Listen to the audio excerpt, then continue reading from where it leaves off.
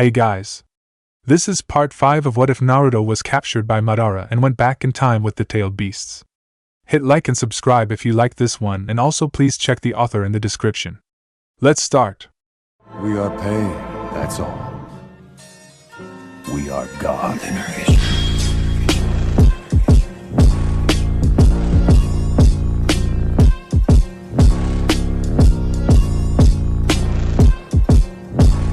Chapter 19, Our Family. Even with all the destruction around, it's still beautiful to see so many people working together like this. Konoha citizens and Suna shinobi were working side by side to clean up the war zone and tend the wounded. From time to time, laughters and playful slaps to the back could be heard from corners of the village, where shinobi and workers were sitting together, drinking cold tea and chatting joyfully after a hard day of labor. Their work was pretty much of a breather though, considering the thousands of orange blondes running around, helping them in any way they could. Naturally, many people, both of Suna and Konoha, were baffled. Can't believe I would live to see a day when that brat becomes helpful, a Konoha resident sneered. Well, I don't know, he seems pretty good to me, the Suna shinobi next to him noted. He was the one who defeated our village's Jinchuriki after all. Yeah right, the Konohan sneered again. As if he could do that without Sasuke-sama's help. I bet he just hid in some hole and waited until Sasuke-sama subdued the demon, then jumped out to take the spotlight. Thwack! The worker stumbled to the ground painfully, his cheek now swollen with a red handprint. It was Haku who had just slapped him. You bastard! She yelled, not even caring that everyone was gawking at her. How dare you! Naruto-kun risked his own life fighting that Jinchuriki to save your lives. If you have time to sit here and say things like that, why don't you just go out there and fight that Jinchuriki yourself? The man pushed himself up in anger and snarled at Haku. You don't know what you're saying, stupid girl. That brat is no better than. Then he squeaked in fear when a slab of wood crashed down on the ground right between his legs. Zabuza's head poked out from behind the wood pole. Oops, sorry, didn't see you there. You, the civilian growled and started to rise from the ground again, but he was still smart enough to stop when he saw the giant Zanbato behind Zabuza's back.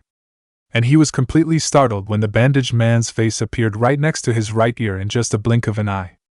Listen up, idiot, the Kiri swordsman whispered. Trust me, you don't want to mess with Jinchuriki. Every single one of them have more than enough power to erase villages like this one from the world map. So, he lowered his voice, so that only the worker could hear him. You should feel lucky that the brat is too kind-hearted and forgiving to even consider doing that. But remember, never try to poke the eye of a sleeping dragon if you don't want to die. Then he stood straight up and walked away, waving at Haku to follow him, leaving the civilian worker trembling in fear behind. What was that for, Dad? You nearly scared that man to death. Haku complained when they were out of the ear range. Zabuza just shook his head. Haku, no matter how good a kunoichi you are, you're still too young. There are things in this world you cannot understand, not yet. Naruto Uzumaki, he stared at the sky. If this is what you have suffered during your childhood, I must say, you're incredible. All those years being treated like an outcast, a failure, a monster, and you still haven't snapped. Instead, your heart is always filled with kindness and love to all those people who despised you. You're much better than me, no, than anyone I've ever known in this world. He looked at the girl who was pouting next to him, and smirked internally. Maybe someday I can even entrust my daughter to you. That's Zabuza. Is he trying to make people hate me even more? The real Naruto scowled. One clone nearby had popped after observing the whole ruckus, and he could feel the memory of the conversation rushing back to his head. I'm sure he just wanted the best for you, Naruto-kun, said Matatabi quellingly. Yeah right, Naruto snorted mentally. I doubt he could ever forget about that time when Haku-chan kissed me. Seriously, she did that by herself. He was on his way to the hospital. The first thing he had planned to do after waking up was to send out clones to help in the village, and going to the hospital to visit Irika Sensei, Hokage Gigi, Karin-chan and everyone he knew there. The girls inside his head giggled, and a few blocks away, Zabuza sneezed. You know, you're the most admirable person I've ever met, Naruto. Naruto actually stopped on his way upon hearing Gyuki's comment. Eh? What are you talking about, Gyuki? The Octopus chuckled.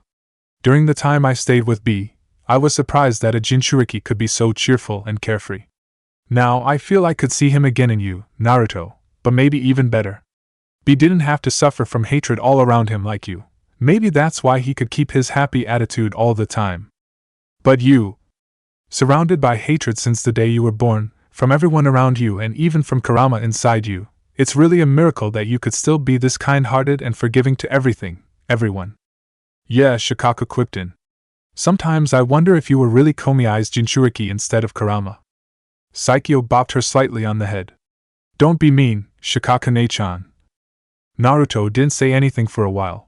Then, when he finally did, on his face was a smile, but there were also tears on his eyes. Thanks, guys. Those words, they mean a lot to me. He couldn't see them, but he could feel the encouraging smiles from the tailed beasts inside him. A warm feeling suddenly swept through his heart. He had never thought about it before, but the tailed beasts were just like a family to him. Kurama was like a mother who was sometimes strict and short-tempered, but still caring and would always be there if he needed her. Koko was the all-knowing father who could help him understand anything he didn't know. Gyuki took the role of the badass but carefree uncle. Matatabi, Isabu and Goku were the cool, overdoting big sister and quirky, hot-blooded brothers who liked bickering with each other. And Chomei and Saikyo were the two cute little sisters who were completely contrast in personality. One was always energetic, cheerful and happy. One was shy and seemingly cold to other people. His heart throbbed. The last time, he had got only less than 5 people who he could even consider his family. Now, he had 9 more. All right, let's go. To Iruka-sensei and everyone, he cheerfully announced. What happened to my students? Are they all right? That was the first question Iruka asked when the nurse in charge got to his room to give him his first dose of medicine. The woman smiled at him warmly. They're definitely okay, Iruka-san. We won, the invaders are retreating, and none of your students was hurt in any way. The Chunin teacher sighed in relief, and relaxed himself back into his comfy bed again. Thank goodness. Then he remembered something else important. Wait, so who brought me here? The nurse giggled. She doesn't want me to tell you, so I won't. But really, seeing her carrying you here bawling like a schoolgirl was one of the things I've never thought I could see in my life, she said while injecting a syringe of medicine into Iruka's bicep a little bit too forcefully, making him wince. Okay, Iruka-san, it's done. Now you should take a rest, as your body is still weak after such a brutal fight, she finished while walking out of the room, still giggling like crazy. If Iruka was able to move his arms, he would be scratching his head in confusion. Iruka-sensei, you're awake. But his confusion would be put aside. Right now, there was a hyperactive, unpredictable student of him poking his head into the room. Naruto. He smiled. Come in. And then I rushed in, slapped the seal on Gaara's forehead, and he fainted. Just like that. Naruto couldn't resist giving Iruka a blow-by-blow description of how he and Sasuke had fought and defeated Gaara, minus anything about his friends helping him, of course. Iruka didn't say anything until Naruto had finished talking himself into silence. He just watched the boy with enormous affection and pride. Sensei? Why are you crying? Naruto looked up confusedly. Indeed, in Iruka's eyes tears had started welling up. But at the same time, on his mouth was the brightest smile Naruto had ever seen on him. Kakashi was right, he mouthed quietly. You're no longer the helpless student I used to teach in the academy. You have become strong, really strong. Now I can say that I made no mistake giving you that headband in the forest that night. I'm proud of you, Naruto. Naruto couldn't even find a word to say for 30 seconds. Then, Iruka-sensei. Oh. Hey Naruto. Ow ow ow. My ribs. They're still healing. Akak. Naruto. Iruka-sensei really is the greatest sensei ever, Naruto sniffed. Yeah, and you repaid him by breaking his ribs, Shukaku inside him deadpanned snarkily. Come on. I already said I was sorry. They had left Iruka's room after Naruto had broken 3 of Iruka's still mending ribs by a crushing hug. Naruto still shuddered whenever he remembered about the head nurse storming into the room, gasping in horror when she saw the state of her patient, and kicking him out of the room while shouting curses at him. Something like, "Are you trying to murder him? Get out. Out." She has a point, you know, Chomei commented. I'm like a goddess of happiness myself, but I've never seen someone expressing it by getting blue-faced and foaming at the mouth before. You guys. So who are we going to visit next? Saikyo voiced her question timidly, and Naruto stopped to ponder. I think we should go see Gaara next. I haven't got a chance to talk to him during the fight, so I think a little talk will do good for him. Oh, here we are. They had arrived at a room with 3 ANBU members guarding the entrance. One of them raised his hand. Halt! What business do you have with this patient? Naruto stared dumbly at the 3 guards for a while. He hadn't even thought that no matter what happened, Gaara was still a prisoner of war. And obviously, he cannot just barge in to visit him without permission from someone with authority. Oh, just let him in, will you? He's with me. Naruto's head snapped back, and he saw Jiraiya standing next to him, his usual smile on his face. Master Jiraiya. Pervy sage. A vein popped on the man in question's forehead. I've told you many times not to call me that, brat. Oh, please. Naruto scoffed back. You wouldn't deny that you're a pervert, would you? Of course I would. I'm definitely not a pervert. Oh yeah? Then what the heck are you? A super pervert, of course. Yeah, right. Then I will just call you Super Pervy Sage from now on. Why you? Just get in there already. The 2 males were kicked violently into Gaara's patient room by one of the ANBU, who, obviously, was a female. What just happened? Her teammate, a man with short, spiky black hair and the bird mask, blinked in confusion. Ah, Gaara-kun looks so cute when he's sleeping. Matatabi swooned when she saw the redhead lying unconsciously on his bed. Don't you dare have any funny idea with him, or…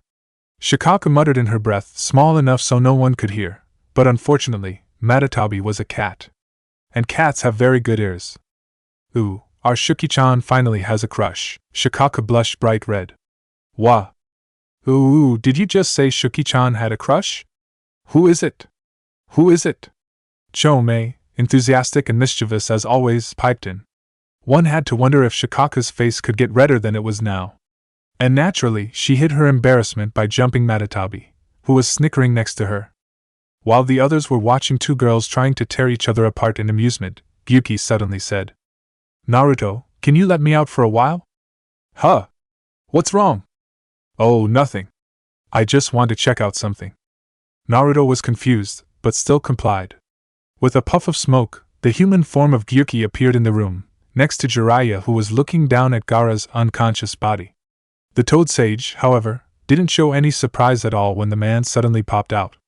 He was too focused on Gaara to even realize it. So you also realized it, huh? Cued Jiraiya's heart leaping out of his chest in surprise. What the hell? Where did you come from? Gyuki just shrugged with a smirk. From Naruto, of course. I'm Gyuki, known as the 8 Tails to you. So, you noticed what was wrong with Gaara's seal already? How can I not notice that? Jiraiya scowled in disdain. Sealing a tailed beast into a child is already something inhumane enough, but what kind of parents did something like this to his child? Screw that. Who in their right mind would seal a tailed beast into someone's brain? No wonder he became a psychotic murderer at this age. Then he grumbled. My skill in Fuinjutsu might be considered one of the best in this whole continent, but even I cannot fix something like this without risking his life. Hell, even a master of Fuinjutsu cannot do that without crippling him for life. Gyuki's eyes twinkled. Well, a master cannot, but what about the master of masters? Okay, it's done. Jiraiya's mouth opened and closed like the mouth of a fish dropped on the ground. How in the world did you do that? I'm not called the master of masters in Fuinjutsu for nothing, Gyuki answered smugly. And he nearly jumped when the Toad Sage suddenly kneeled down and hugged his leg. Master! Please take this useless man as your apprentice. Please! It's needless to say how freaked out Gyuki was. Naruto, I'm gonna go back now. Oh, and if I calculate right, Gaara is going to wake up in, well, 5 seconds. So take care. And with a pop he disappeared, leaving a disappointed super pervert crawling on the ground. Right on cue, Gaara groaned, and started rolling on the bed. Jiraiya jumped up on his feet immediately in alert, but Naruto grabbed his hand. Pervy Sage, can you leave me alone with him? I'll be alright. Jiraiya seemed uneasy about that request, but after looking into Naruto's eyes he nodded, and disappeared in a swirl of leaves, leaving the blond boy alone with Gaara in the room. Gaara groggily opened his eyes. It's been a very long time since he last had a sleep. Maybe that's why he was so tired. He just wanted to fall back into sleep again. Wait a second. He had slept. His eyes snapped open, all the tiredness suddenly disappeared from his body. And the first thing he saw was a blonde, spiky head. His mind immediately went into overdrive. He's here to kill me. He roared and thrust his hand forward, intending to crush the boy in front of him, but to his surprise and horror, no sand came out upon his command. No! Don't come here! He screamed out hysterically, trying desperately to sink into the wall to avoid the blonde killer who was advancing towards him. But it was useless. Without his sand, without Mother's protection, he couldn't do anything. He was going to be killed. He just didn't expect the blonde boy to engulf him in a hug. Gaara cringed. All his life, he hadn't even been hugged once. Most people who got close to him only wanted to murder him. No one had ever given him something like this. And he was scared. What if this was some plan from bad people who wanted to kill him again? What if this was a jutsu that killed upon contact? Strangely, he felt a weird warmth starting to emerge inside his chest. What is this? What is this feeling? It is scary, it feels strange, it feels good. Mother, please save me. Why am I not dying? He croaked out when he realized that he was, indeed, still alive and healthy. Naruto just looked at him confusedly. Eh? Why are you dying? You're making contact with me, touching me, and it feels weird, it feels good. That came out kinda wrong, snarked Goku inside Naruto's mind. And I can't hear Mother anymore. Mother, where are you? Give me back my mother. Everyone in Naruto's head glared at Shukaku. Naruto, I think it's time for poor Gaara to make a visit to his own mindscape, said Gyuki. When Gaara opened his eyes, he was not sitting on the bed in his patient room anymore. Instead, he was standing in an endless desert, spreading towards the horizon. Was he sent back to Suna already? But no. This was not the desert he knew, because it didn't feel right. It didn't feel like the hot, empty and lifeless desert at home. The sand was moving around with the wind, but somehow, he felt as if it had a life of its own. The wind also didn't whip around like usual. Well, it did, but somehow, it felt more like it was caressing his face gently rather than trying to cut his skin. And the sun was of a tranquil golden color, unlike the harsh, glaring sun in Suna's desert. It's because you're in your mindscape now, Gaara. Gaara's head jerked back, and he saw a pair of sapphire eyes. Naruto chuckled. Well, your face was too obvious. What are you doing here? The redhead asked in a monotone voice. Naruto just chuckled again. I just don't want to leave you alone. After all, you don't have many friends before, right? It will be kinda lonely here, you know. You are the one who sent me here, Gaara retorted with a slightly deadpan expression. I told you that sending him here by chopping him at the back of his neck was not a good idea, rumbled something behind the two boys, making Gaara jump. What was that? Oh, just my tailed beast speaking. I'm a Jinchuriki too, just like you know? Gaara was stunned. He had known Uzumaki was powerful way before, but he had really never expected the boy in front of him to be the same as himself. So you know?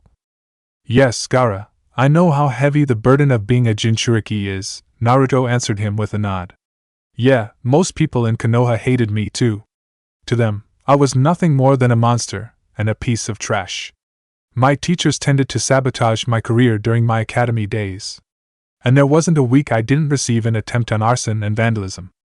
They also attempted to kill me sometimes. And worse, I don't even have someone like your brother and sister around me. By now, the world around Gaara was starting to spin. If that was the case, how could the Uzumaki still be so calm, cheerful and sane? How? Did I keep my sanity? Naruto didn't even need Gaara to finish his question.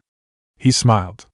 Luckily for me, although I don't have a family, Hokage, my sensei, and my friends served as one for me. They are always with me whenever I need them, always there to comfort me whenever I feel down, always there to correct me whenever I do something wrong. Without them, who knows what I will become? Maybe even worse than you are, I bet. Gaara's head lowered. Friends, huh?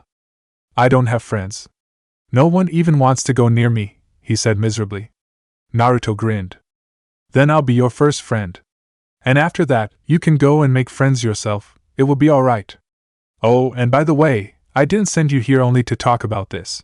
I also want you to meet someone. Let's go. Then he grabbed Gaara's hand and pulled him away, as if this was his own mindscape, despite the redhead's squirming. The two boys stopped in front of a fence. Gaara stared. This is a fence. Duh. Who the hell in their right mind put a fence in the middle of a desert? Technically, this is your mindscape. Oh, very funny, haha. I didn't know you could snark. Shut up. The boys stared at the fence even more. So, who do you want me to meet here? So you're finally here, Gaara-kun. The voice sent chill down Gaara's spine.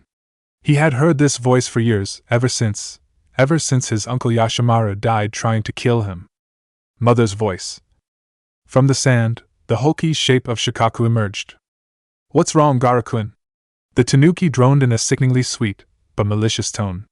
Evil people have locked Mother in here. Break this down, release me, and we will kill all the bad people, proving your existence. As if he was hypnotized, Gaara inched towards the fence. Mother.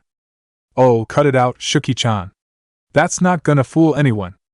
Shukaku's head turned abruptly towards the direction of the voice. You! She snarled. Naruto just grinned cheekily at the tanuki. Hi, Shuki-chan.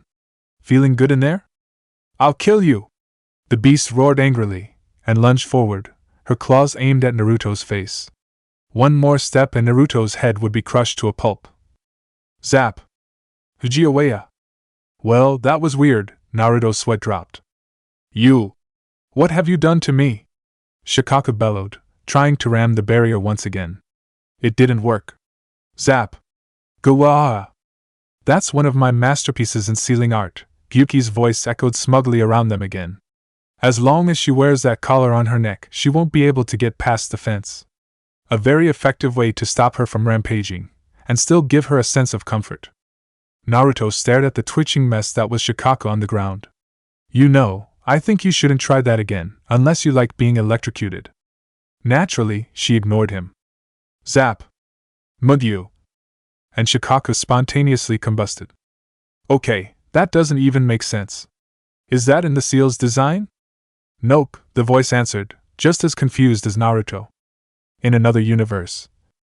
Mudyu Muina Tanuki, that's my catchword, Munia, burn, hee ha zzzzz. A blond boy looked at the little girl who was drooling on his lap blissfully, unaware of anything around her. You know, Mom, adorable as she is, Sayuri is incredibly scary sometimes. His mother, a beautiful, well-endowed woman with black hair, a pair of black fox ears and 4 smooth black tails waving around, just sighed with a smile. She's Sayuri-sama for you, dear. Anyway. Naruto turned back to Gaara, ignoring the burning and screaming Shukaku rolling around behind them. Gaara, meet Shukaku. She's the tailed beast sealed inside you. And no, she's not your mother. Gaara stared at the tanuki behind Naruto. Is she going to be alright? Meh, that was nothing. She'll be fine. She's not my mother, Gaara repeated what Naruto told him in disdain, and received a nod of confirmation from the blonde. What do you lead me here for? Gaara scowled. All his life was a lie. His mother turned out to be a bloodthirsty monster tanuki whose favorite hobby is to crush people like grapes. His uncle tried to murder him. Everyone around him treated him like a monster. All was because of this beast sealed inside him. Naruto could feel the hostility in his friend's voice, and he, obviously, understood clearly why. He put a hand on Gaara's shoulder, and the boy cringed again. Gaara, I know she had done a lot of bad things to you, and I won't ask you to forgive her about everything right away. But, well, I used to hate my tailed beast too. After all, she was the one who made my life miserable. But after a while I realized, on purpose or not, she actually had the right to do that. Since the first days the ninja system was established, shinobi have been using the tailed beasts as weapons for wars. We ripped them of their own free will. We're just the same as them. What would give us the right to judge them? It's needless to say how appalled Gaara was. But she's the one who ruined my life. Finally, he managed to blurt out a protest. She's the one who tempted me to kill all these people. And maybe also because of her, I couldn't even know who my real mother was. No, Gaara-kun, it's not. The two boys' heads snapped back. Standing behind them was a woman. She was not an absolutely stunning person, but her short brown hair, her round face, and the sapphire blue eyes full of kindness still gave her a very unique beauty. "You're..." The woman smiled. "My, it's been a long time, Gaara-kun. My son has grown up into a very handsome young man." The Gaara mouthed in shock. "Yes, Gaara-kun," Kurura gave him another bright smile. "I'm so happy to see you too." And Gaara found himself crying his heart out, the first time for many years. Kurura had calmly been listening to everything Gaara told her, about his life, how Yashimaru had tried to kill him, how he had gone, well, a bit crazy and massacred many people after that. Her eyes seemed to darken with each word, but when the boy finished his story, they immediately returned to the usual kind, loving sapphire orbs they used to be. "Poor you, my Gaara-kun," she mouthed, stroking her son's red hair sadly. "All those years. I shouldn't have left you like that." "Mama, sorry." Gaara choked back a sniffle. Naruto raised his voice. "I know it's rude, but how did you get in Gaara's head anyway, miss, Kurura giggled. "My, I feel so young when you call me that." "You can call me Kurura." "What is your name?" Naruto scratched his head embarrassingly. Sorry, my name is Naruto." "So, Kurura-san." What to say?" Kurura pondered. "To be honest, I don't know either. When Gaara-kun was born, I just lay there, waiting for death to claim me.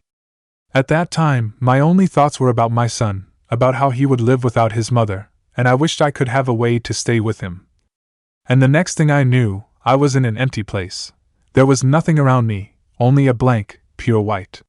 But somehow, I knew my son was near. So I just kept waiting and waiting, until suddenly I appeared here, in this desert, and met you too," she finished with a smile. Naruto blinked. "Is that even possible?" "You know, considering what we have been through, I don't think there is anything which can be considered impossible to us anymore." "Who was that?" Gaara asked, startled. Naruto just chuckled. "Don't worry, that's just a friend." "You sure have many friends, huh?" Gaara said dryly. Naruto could feel jealousy and sadness laced in each word the redhead said. He leaned over and grabbed the boy's hand. "Gaara, friendship doesn't come in one day or two. Do you really think that every friend of mine just came to me one day and offered to be my friend?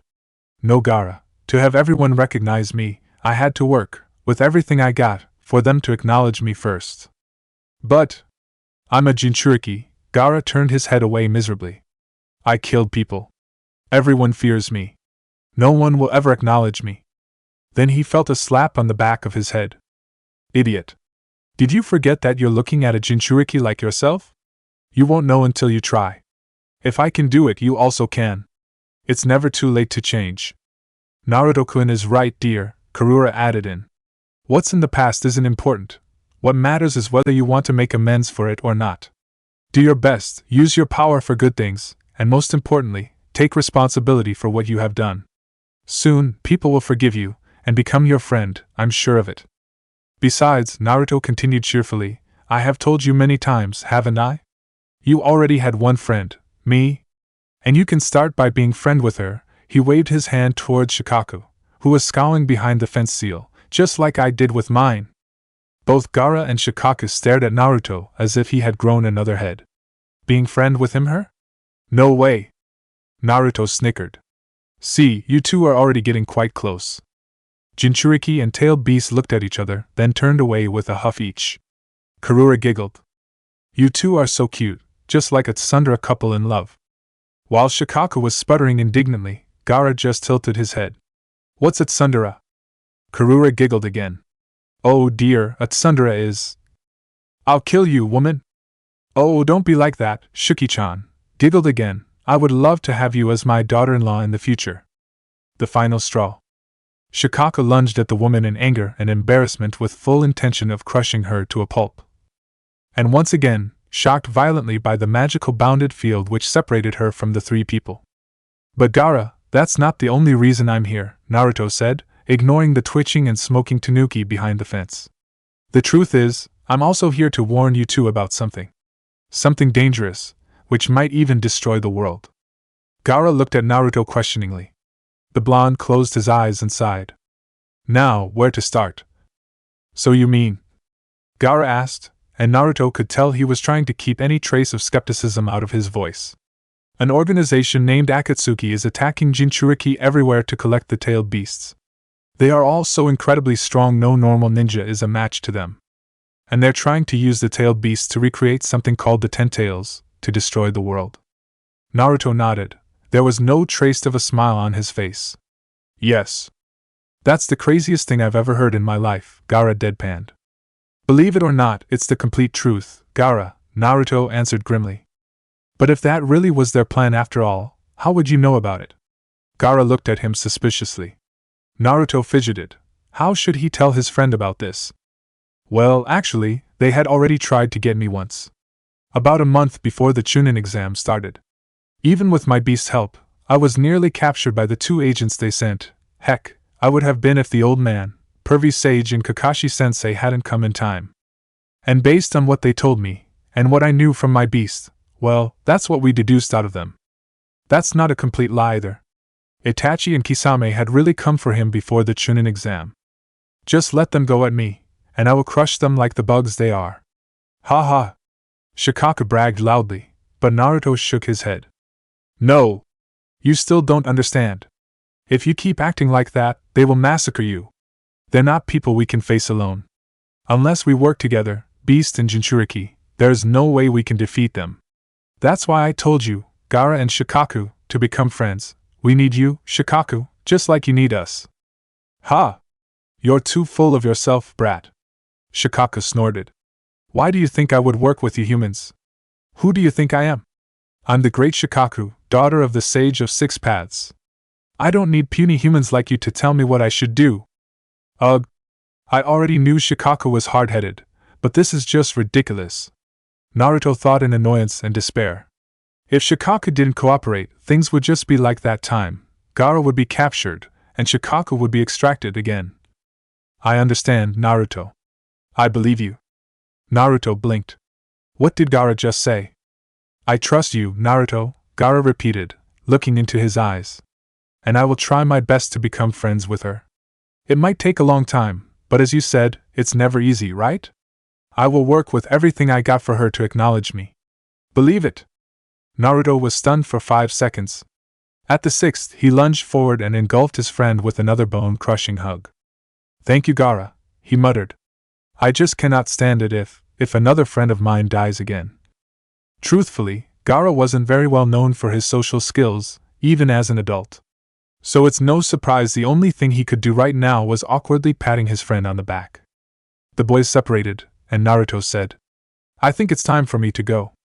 Naruto, can I ask you one last thing? Gaara called after his back. Yes? How many tails do you have? Those words might be weird to other people, but Naruto understood. He looked at Gaara, a strange twinkle sparked in his eyes. Technically, at least 9.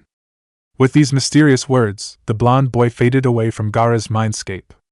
Sakura, you awake? Sakura smiled painfully at the spiky blond boy who was peeking through the entrance of the room. Of course I am, Baka. How can I answer you if I'm not awake? Naruto pushed the door open, beaming. That's great. Then it means I can… Oh, sorry. His smile faltered when he saw Sakura's mother sitting in a chair near her daughter's bed. Konoha actually isn't split into people who like Naruto and people who want to outright kill him. There are still people who know about his status as a Jinchuriki, and sure, they hate him for the beast sealed inside him, but not to the point they want to murder him for it. They're smart enough to know that killing him would just unleash the beast onto the village again, and they cannot take responsibility if that happens. Instead, they choose to ignore him, sometimes send him distasteful glares. They don't want to harm Naruto, but the word demon is still occasionally used to address the boy. And Mabuki Haruno was one of those people. As an ex-Chunin of Konohagakure, of course she knew what a Jinchuriki was. But just like Irika Yumino, most of her family was killed during the Kyuubi's attack 12 years ago.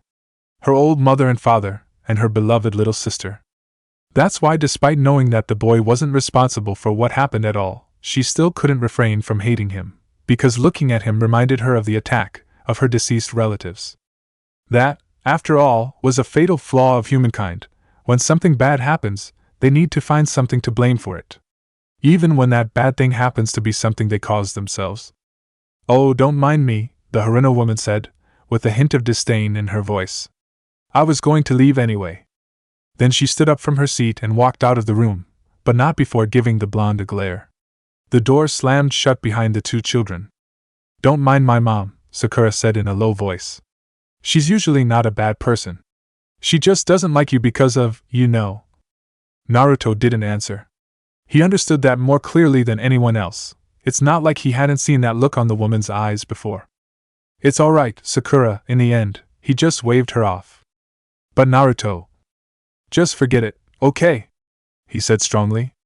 I'm here to visit you, not for you to feel sad about things like that. Then he changed the topic. Anyway, you're the one you have to worry about rather than me. What did you think, facing them with your body like that? You might die. Says the one who used his body to block a Chidori for Zabuza, Sakura retorted. Ouch, touche. It seems the better she becomes, the sharper her mouth is. Hey, which side are you on? But it's kinda true. Sakura continued, looking away. Yeah, maybe the reason I did that was because I was jealous. Naruto's eyes bugged out. You're jealous? Of me? Yeah. Sakura closed her eyes. During the time we were in the academy, I'd always thought of myself to be better than you, that you're just a goofy idiot who couldn't bother to learn anything useful. And then, we were assigned into Team 7, and suddenly I became the most useless person of the team. Honestly, I was scared. It's understandable that Sasuke couldn't surpass me in everything, but even you. Naruto was shocked. He didn't think Sakura could think of him like that. A hint of anger and sadness bubbled up inside him. He opened his mouth. No, Naruto, the voice of Koko suddenly rose. Let her finish first. Trust me. Sakura inhaled sharply, and continued. I really hate being useless.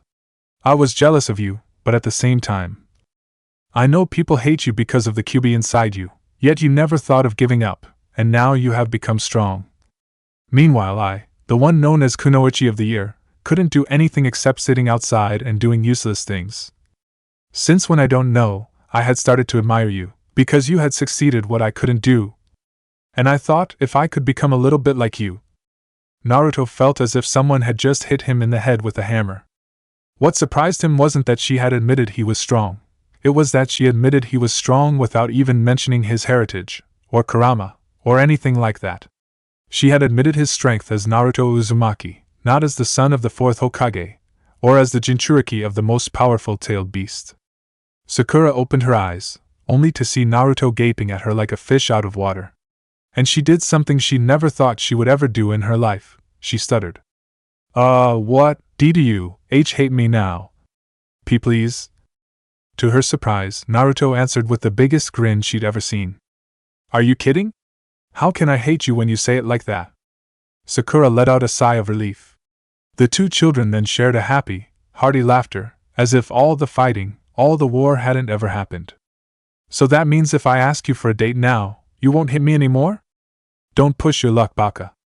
Suddenly, the sound of urgent footsteps rose from outside the room. What's with all the commotion? Naruto stared at the door, annoyed.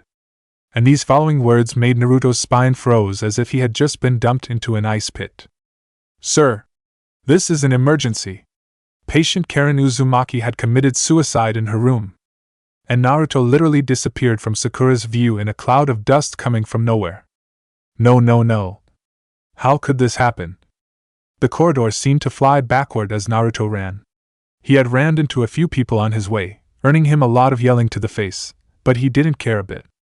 The only thing he knew by now was that Karin, his fellow Uzumaki, his relative, his sister, was going to die. The door to her room wasn't locked. He kicked it open. From the ceiling, a rope made from a hospital bedsheet was hanging down. It's obvious that she had been trying to hang herself. Ah, Uzumaki-san, a nurse greeted him when she saw him entering the room. Unlike what people might think, most of the hospital staff is actually nice to Naruto. Maybe because they are people who work in healthcare service. Or just maybe because they cannot stand looking at a boy getting beaten up almost every day without doing anything to help. After all, they are doctors and nurses, and that is their professional ethics. How is Karin-chan? Is she all right? Naruto asked worriedly while trying to look across the nurse's shoulder. She is all right, for now, another voice answered him from his left. He turned and saw the head doctor of the medical corps, Dr. Ishida, walking towards him. Naruto had known her for a while. She had always been his caretaker whenever he was sent to the hospital. She's incredibly lucky. Had Haruka-san arrived at her room 2 minutes later, there wouldn't have been any way for her to survive. But there was something in her voice which Naruto found unsettling. What do you mean, but? Is there anything wrong with her? The doctor looked behind nervously for a while. Then she turned back to Naruto. Can we talk about this in my office, Naruto-kun? So what's wrong with her, Ishida-sensei? Naruto asked. He was now facing Dr. Ishida in her office. The doctor sighed. Naruto-kun, this is supposed to be a high-rank secret, but I think as her family member, you have the right to know about it. Do you know that Karin-chan was a subordinate of Orochimaru? Yes, I know. Pervy's sage told me about that. Naruto cut her short. The doctor seemed to be taken aback a bit, not only because he knew the secret, but also because of the name. I see, she said after recovering herself. But do you know that Orochimaru sent his underlings here to eliminate her after she lost her match in the preliminary? Naruto's head felt numb. So, the Oto ninja Sakura fought were. That's true, Naruto-kun, Dr. Ishida nodded grimly. And I'm afraid that left a deep scar on her mind. No one would take it well when the person she trusted the most suddenly decided to betray her like that. Especially after she had given everything she got for his sake. I know. Naruto growled out. An emotion he had sworn to never let appearing in his mind, hatred, was now bubbling up again inside him. He had known so well what hatred would lead to, having gone through his whole childhood with and suffered so much from it. But how in the world could he not hate Orochimaru by now? That is why I'm telling you this, Naruto-kun, the doctor continued. Psychological damages are the hardest injuries a human can get. But as her family, I think you will have a better chance than us doctors.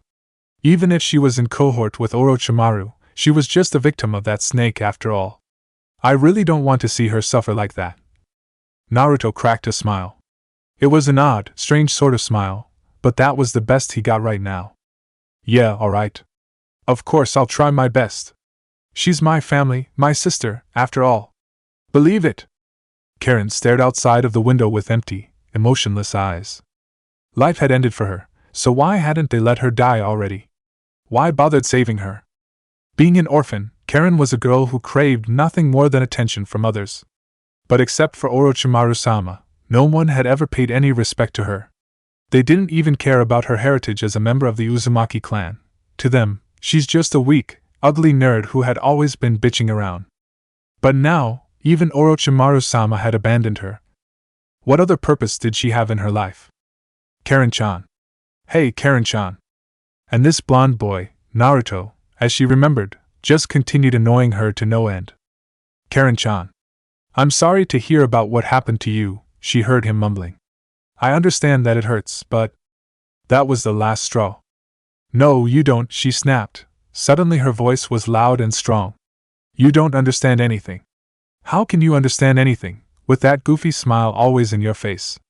How can you understand, while all around you are people who adore you and spoil you like a little prince? Her expression was turning wilder and wilder. All of my life, no one has ever treated me with any respect. No matter how hard I tried, I was never more than a joke to everyone around me. I have trained myself a lot, pushed myself to the limit many times, but for what? I was still only a useless genin. Can you even imagine that? Always the useless one, always laughed at by other people. So she's basically an attention whore, huh? Goku noted, a little bit miffed. Only Orochimaru-sama noticed me for who I am, she continued with a teary smile. He took me in, trained me as a kunoichi, and what's more, he taught me what it meant to be a member of the Uzumaki clan, about how great they were at Fuinjutsu, about their incredible chakra and life force, about how useful I was going to be in the future. But now even he has abandoned me. Rage exploded in Naruto's stomach like a blazing flame. Karin was the same as Naruto. She had lived a lonely life without her parents, just like him in the past, and it was understandable she desperately craved for attention like that. And the bastard Orochimaru had taken advantage of it. Naruto reached out his hand, and delivered a slap to Karin's face. Wah! You idiot! Naruto yelled at Karin's surprised face. He knew it's not right to scream at a girl like that, but he needed to do it. Why the hell did you think that getting Orochimaru's attention would do anything good for you? You had been with him. Didn't you see what would happen to people he cared about? He experiments on them, turns them into monsters. My friend Sasuke would have been one of them if we hadn't fought Orochimaru away in the forest of death. Karin was really taken aback by Naruto's sudden outburst. So what? She retorted in a sputter. At least he's still. Karin-chan, Orochimaru had just backstabbed you, can't you see? Isn't that enough proof to show how evil he is? He is the type of person who will not hesitate in throwing other people away as long as it is for his benefit. And you still think that he really cares about you? He just did that for a chance of getting your body someday, a body holding the bloodline of the Uzumaki. Naruto hadn't meant to say those words so baldly. The words had just jumped out of his mouth in his rage, but they seemed to be very effective. Karin cringed up, and tears started welling up in her eyes. Naruto inhaled deeply, and said in a gentler, friendlier tone, Karin-chan, I used to be like you too. My parents both died during the Kyuubi attack on Konoha, you know, and I have been living as an orphan since I was born. I have also sought for attention from other people for a while, by messing up the village with pranks of all kinds. But even with that, no one would notice me. They just saw me as a delinquent who couldn't do anything but bad things to others. Then I realized, he closed his eyes and sighed, that what mattered was not how much you do, but rather what you do if you wanted people to realize you. Think about other people, do good things to them, and they will start paying attention to you. And allying yourself with Orochimaru definitely cannot be considered good. Karin didn't answer him. She just looked away and started sobbing. And Naruto understood. You don't just want attention, you want love of having a family, don't you? A loud sob confirmed him. Hearing that made his heart hurt more than it had ever been before. He reached out his arms and gave Karin a hug. The girl melted into his arms without any resistance, and before anyone could know she had been crying her heart out into his shirt. The two siblings just sat like that for a while, not saying anything, but everyone knew they didn't need to. Just being in each other's arms was more than enough for them right now. You seem to be very good at making people cry today, huh? And of course, Goku just had to ruin the mood as always. Oh, be quiet. With style, 4-pillar house jutsu. Thanks to the help of the Hokages, the reconstruction of Konohagakure was going smoother than expected. House after house burst from the ground like trees, replacing the ones destroyed during the assault, gaining cheers from the watching crowd. TCH. From afar, Tobirama Senju clicked his tongue in annoyance. Ever the show-off, my brother. Sarutobi followed his predecessor's eyes and let out a deep sigh. No human is flawless, Hokage or not. Even the first Hokage was not perfect. He's usually a humble man, but sometimes his personality could be a little bit weird. And if someone like the mighty Hashirama Senju couldn't claim to be perfect, how could he have the right to do so either? Unlike other shinobi who possessed powerful bloodlines or special abilities from their birth, Hiruzen was just a normal person having advanced through his whole career by nothing but his skills. Sure, he could utilize the elements perfectly, and some people praised him as the most powerful Hokage of Konoha for that, but in sheer power alone, he knew there was no way he could compare to the other legendary shinobi like Hashirama, Tobirama, or even the new ones like the Raikage. And he wasn't proud of what he had done either. As the Hokage, he had failed many people in his life. The Uchiha clan had been massacred. Naruto had to suffer his life without love and respect. And now, this invasion. Konoha had triumphed thanks to his plan, but risking the lives of some people he had used as baits was definitely not something he liked to do. And somehow, something in his mind still whispered to him that had he been more decisive and assaulted Odogekure before the invasion happened, things would have been better. You are too soft. You don't care about the village's fate if something like this happens. You're not worthy of the name Hokage. The voice inside his head scolded him. Shut up. I just don't want another war to happen, he retorted. Konoha has been through enough wars already. Doing that to Konoha residents is already beyond the line. Is it really? The voice continued in a mocking tone. You, of all people, should know that shinobi are tools for war. Without wars, there is no shinobi. You are going to destroy Konoha if you continue thinking like that. Shut up. I. Zoning out in the middle of the day, Saru? That isn't like you at all. Hiruzen blinked. Hashirama had been standing in front of him since when he didn't know, smiling broadly. Sensei, he bowed. No, it's nothing, it's just. I've been thinking about something. Not something important though, don't worry. I see, the first Hokage nodded. But now I have a question for you. During the invasion, you left many people in the stadium on purpose. Why did you do that? The old Sarutobi cringed slightly. He had expected this question to be asked, sooner or later. But he had prepared the answer for it. Because that was the only thing I could do, he said, refusing to look away from the other two Hokages.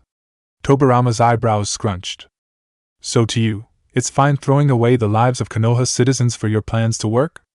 Killing intent leaked out from the two Hokages, aiming at the old man, but Hiruzen simply refused to budge. I never said that, Sensei, the third Hokage said, calmly meeting the glare of his two predecessors.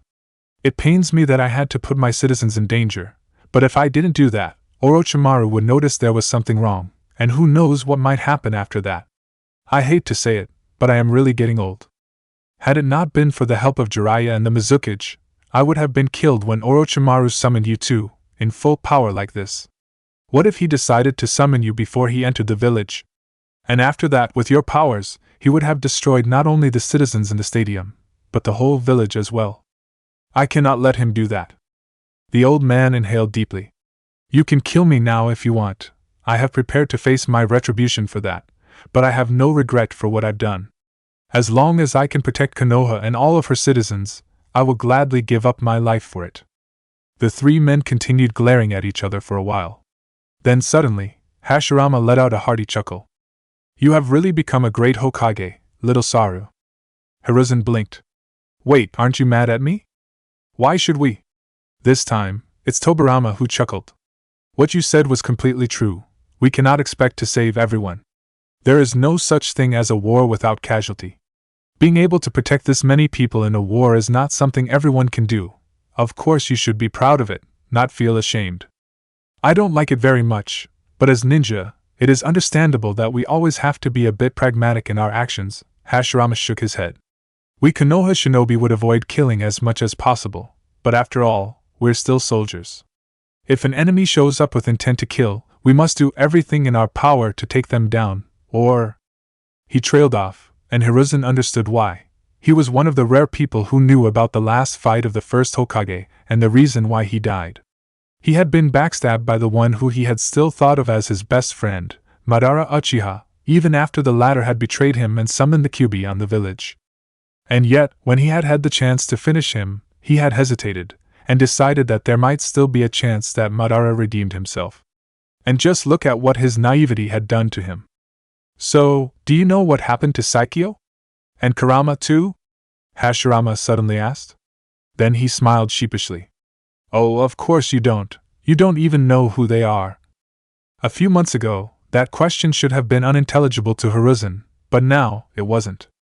They're in the care of a wonderful person, he nodded with a smile. Someone who treats them as equal, as friends, as family. I can say for sure you don't have to worry about them anymore.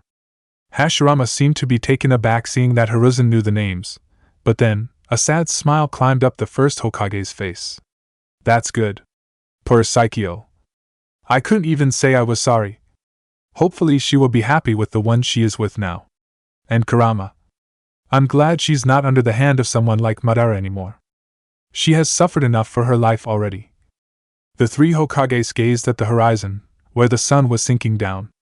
I think this is when we have to say goodbye, Tobirama said. The dead shouldn't be staying in the living land for so long. All right, Hashirama nodded.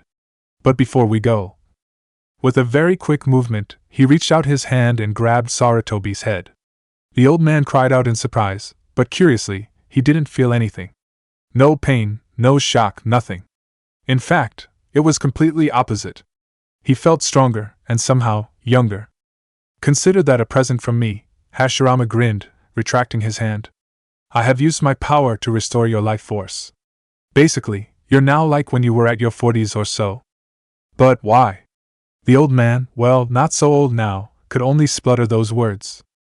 Because I still believe that you have to be punished abusing villagers like that, answered the first Hokage with a cheeky grin. And I think 30 more years doing paperwork will suffice. Enjoy your fate, monkey!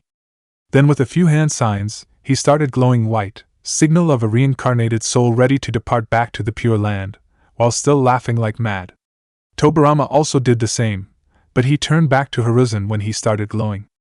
Hiruzen, that time when I chose you as the third Hokage, I'd got a feeling that I wouldn't have to regret about my decision. And now, looking at what you've done for Konohagakure, I can proudly say that I didn't make any mistake. Keep doing your best as a Hokage, and protect Konoha with all you have. Yeah, Hashirama added.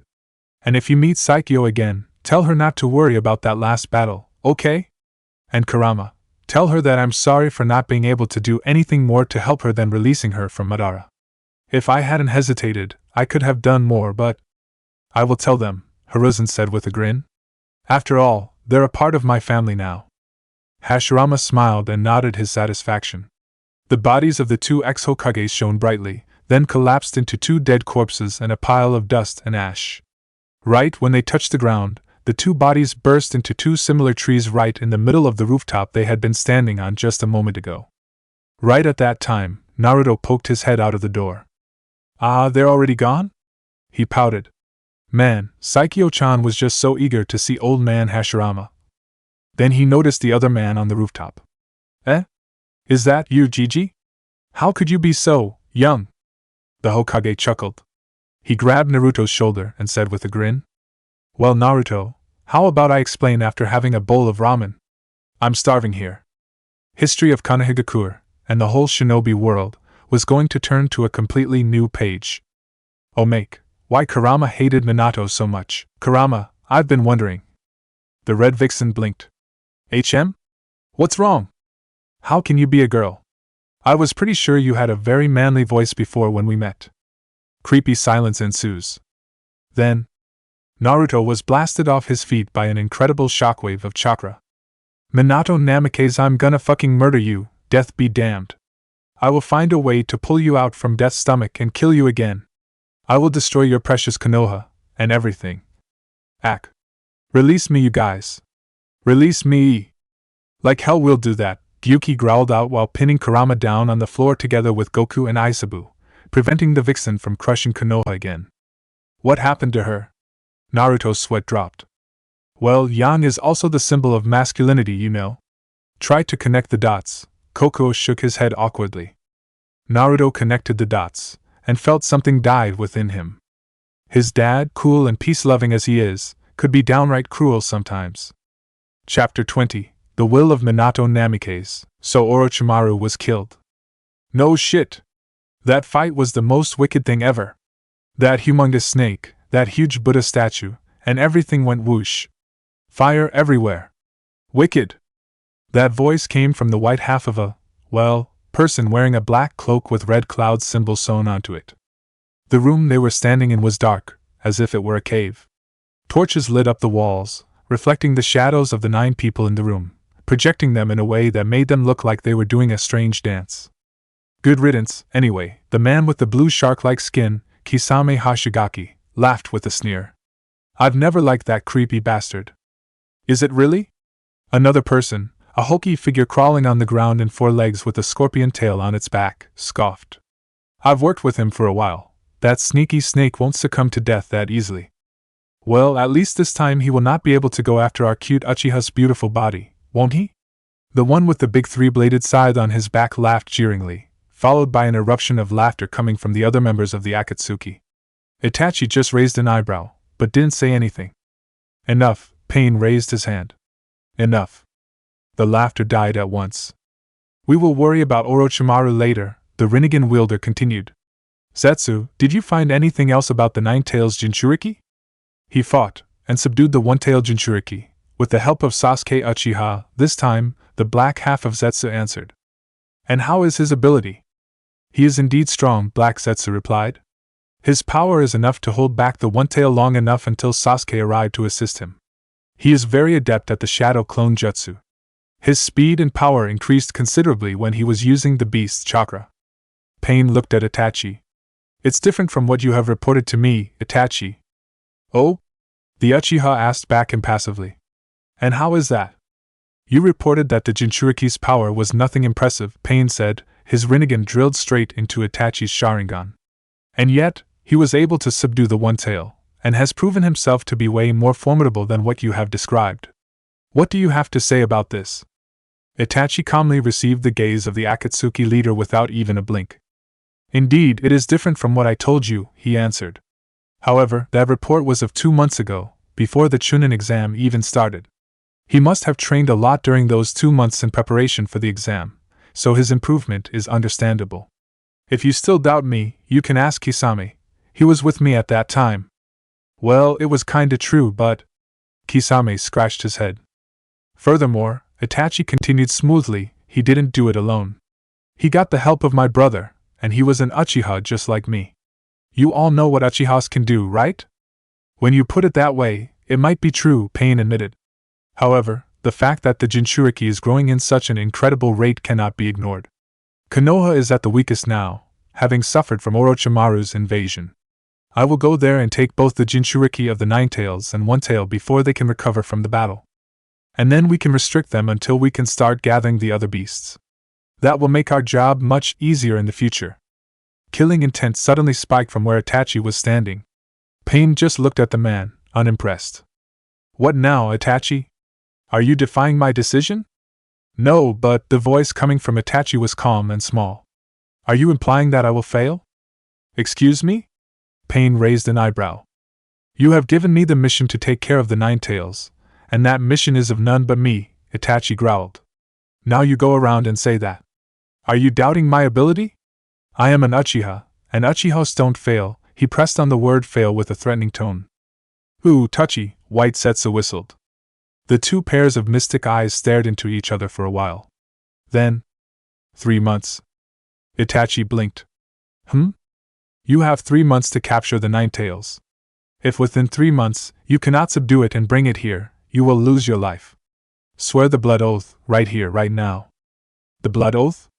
Itachi's expression was blank, unreadable. Pain nodded, his Rinnegan gleamed in the darkness. Yes, the blood oath. Do you agree to make it?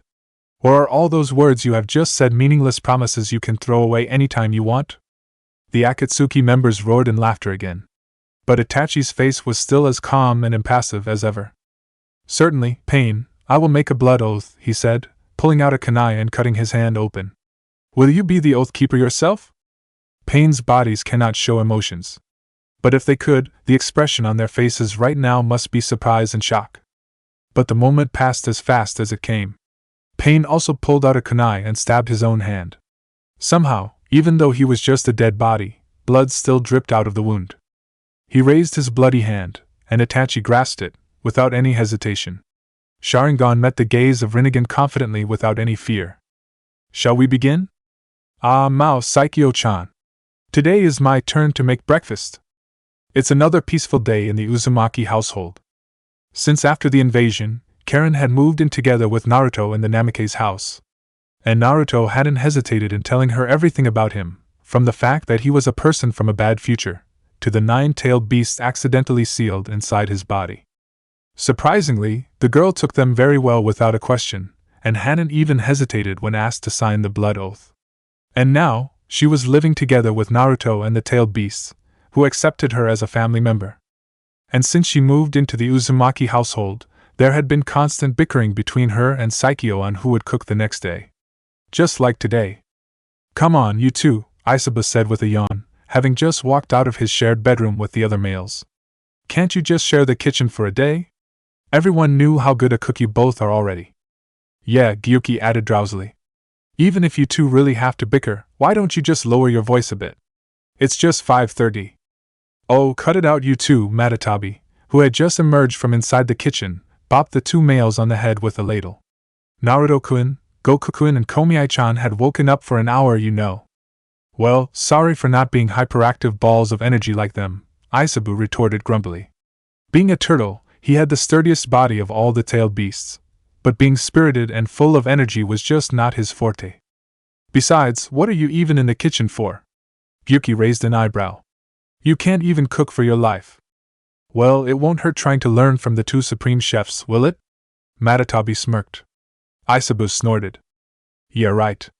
The last time you tried to cook, you nearly burned down the house. With water. Seriously, how did you even do that after all? Why you? A pillow hit Matatabi's face. Shut you up. The sleepy voice of Shukaku rose from the bedroom for the girls. So annoying. The pillow slipped off and fell to the ground, revealing an extremely pissed-off Matatabi. Isabu and Gyuki let out a horrified squeak and backed away from her as far as possible. Oh, now you've done it, little brat. She took a water bucket at the corner and stalked into the bedroom, closing the door behind her while laughing creepily, not unlike another certain blue cat. 3 seconds later, a terrified scream echoed around the house. And everyone was treated to a scene of a soaking wet Shukaku blasting the door off its hinge with a hammer from the middle of nowhere, chasing after Matatabi, who was now laughing like a deranged woman. Unfortunately, the poor cat girl didn't look where she was running to. Therefore, there was no way she could see Karin walking out of the kitchen with a big pot full of soup on her hands. Crash! The pot flew across the air, and dumped all of its content on Kurama, who had just walked out of the bathroom after her morning bath, wearing only a towel. Jaya! Hot, hot, hot! What the heck is going on here? A gag.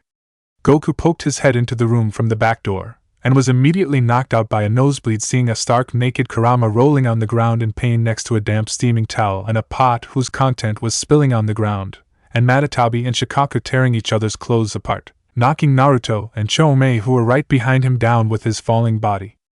Suddenly massive killing intent filled the house. The eerie shadows of Saikyo and Karin were looming over them, whose eyes were gleaming with a strange menacing light. No. 1. Ruins. Our. Cooking. The following terrified screams woke the whole Konohagakure up. Ah, such a peaceful day. Koko, who was sitting at the table sipping on his tea, remarked. Yep, another peaceful day in the Uzumaki household, indeed. What happened to you? Sasuke raised an eyebrow seeing his teammate's face. Your face looks like the Kyuubi had just stepped on it and left you to die. It's even worse, Naruto replied sullenly, and shuddered.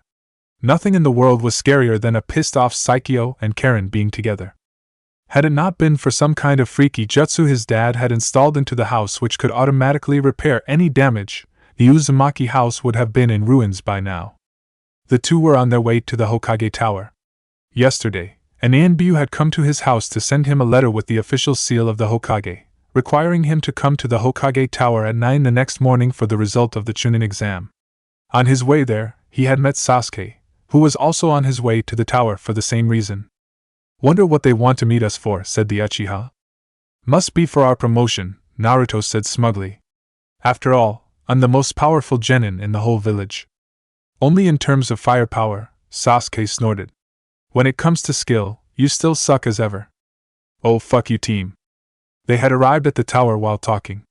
Upon reaching the Hokage's office, they saw Shikamaru, who was sitting outside the room with a grumpy expression on his face. Shikamaru! Naruto waved at him. You're called too? Duh, the Nara answered in annoyance. And thanks to that, my mom decided to kick me out of the bed at 5. What a drag. Naruto snickered.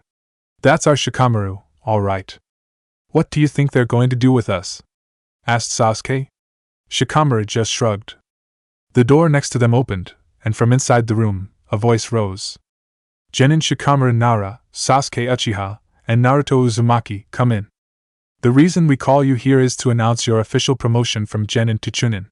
Congratulations, Genin Nara, Uchiha, and Uzumaki.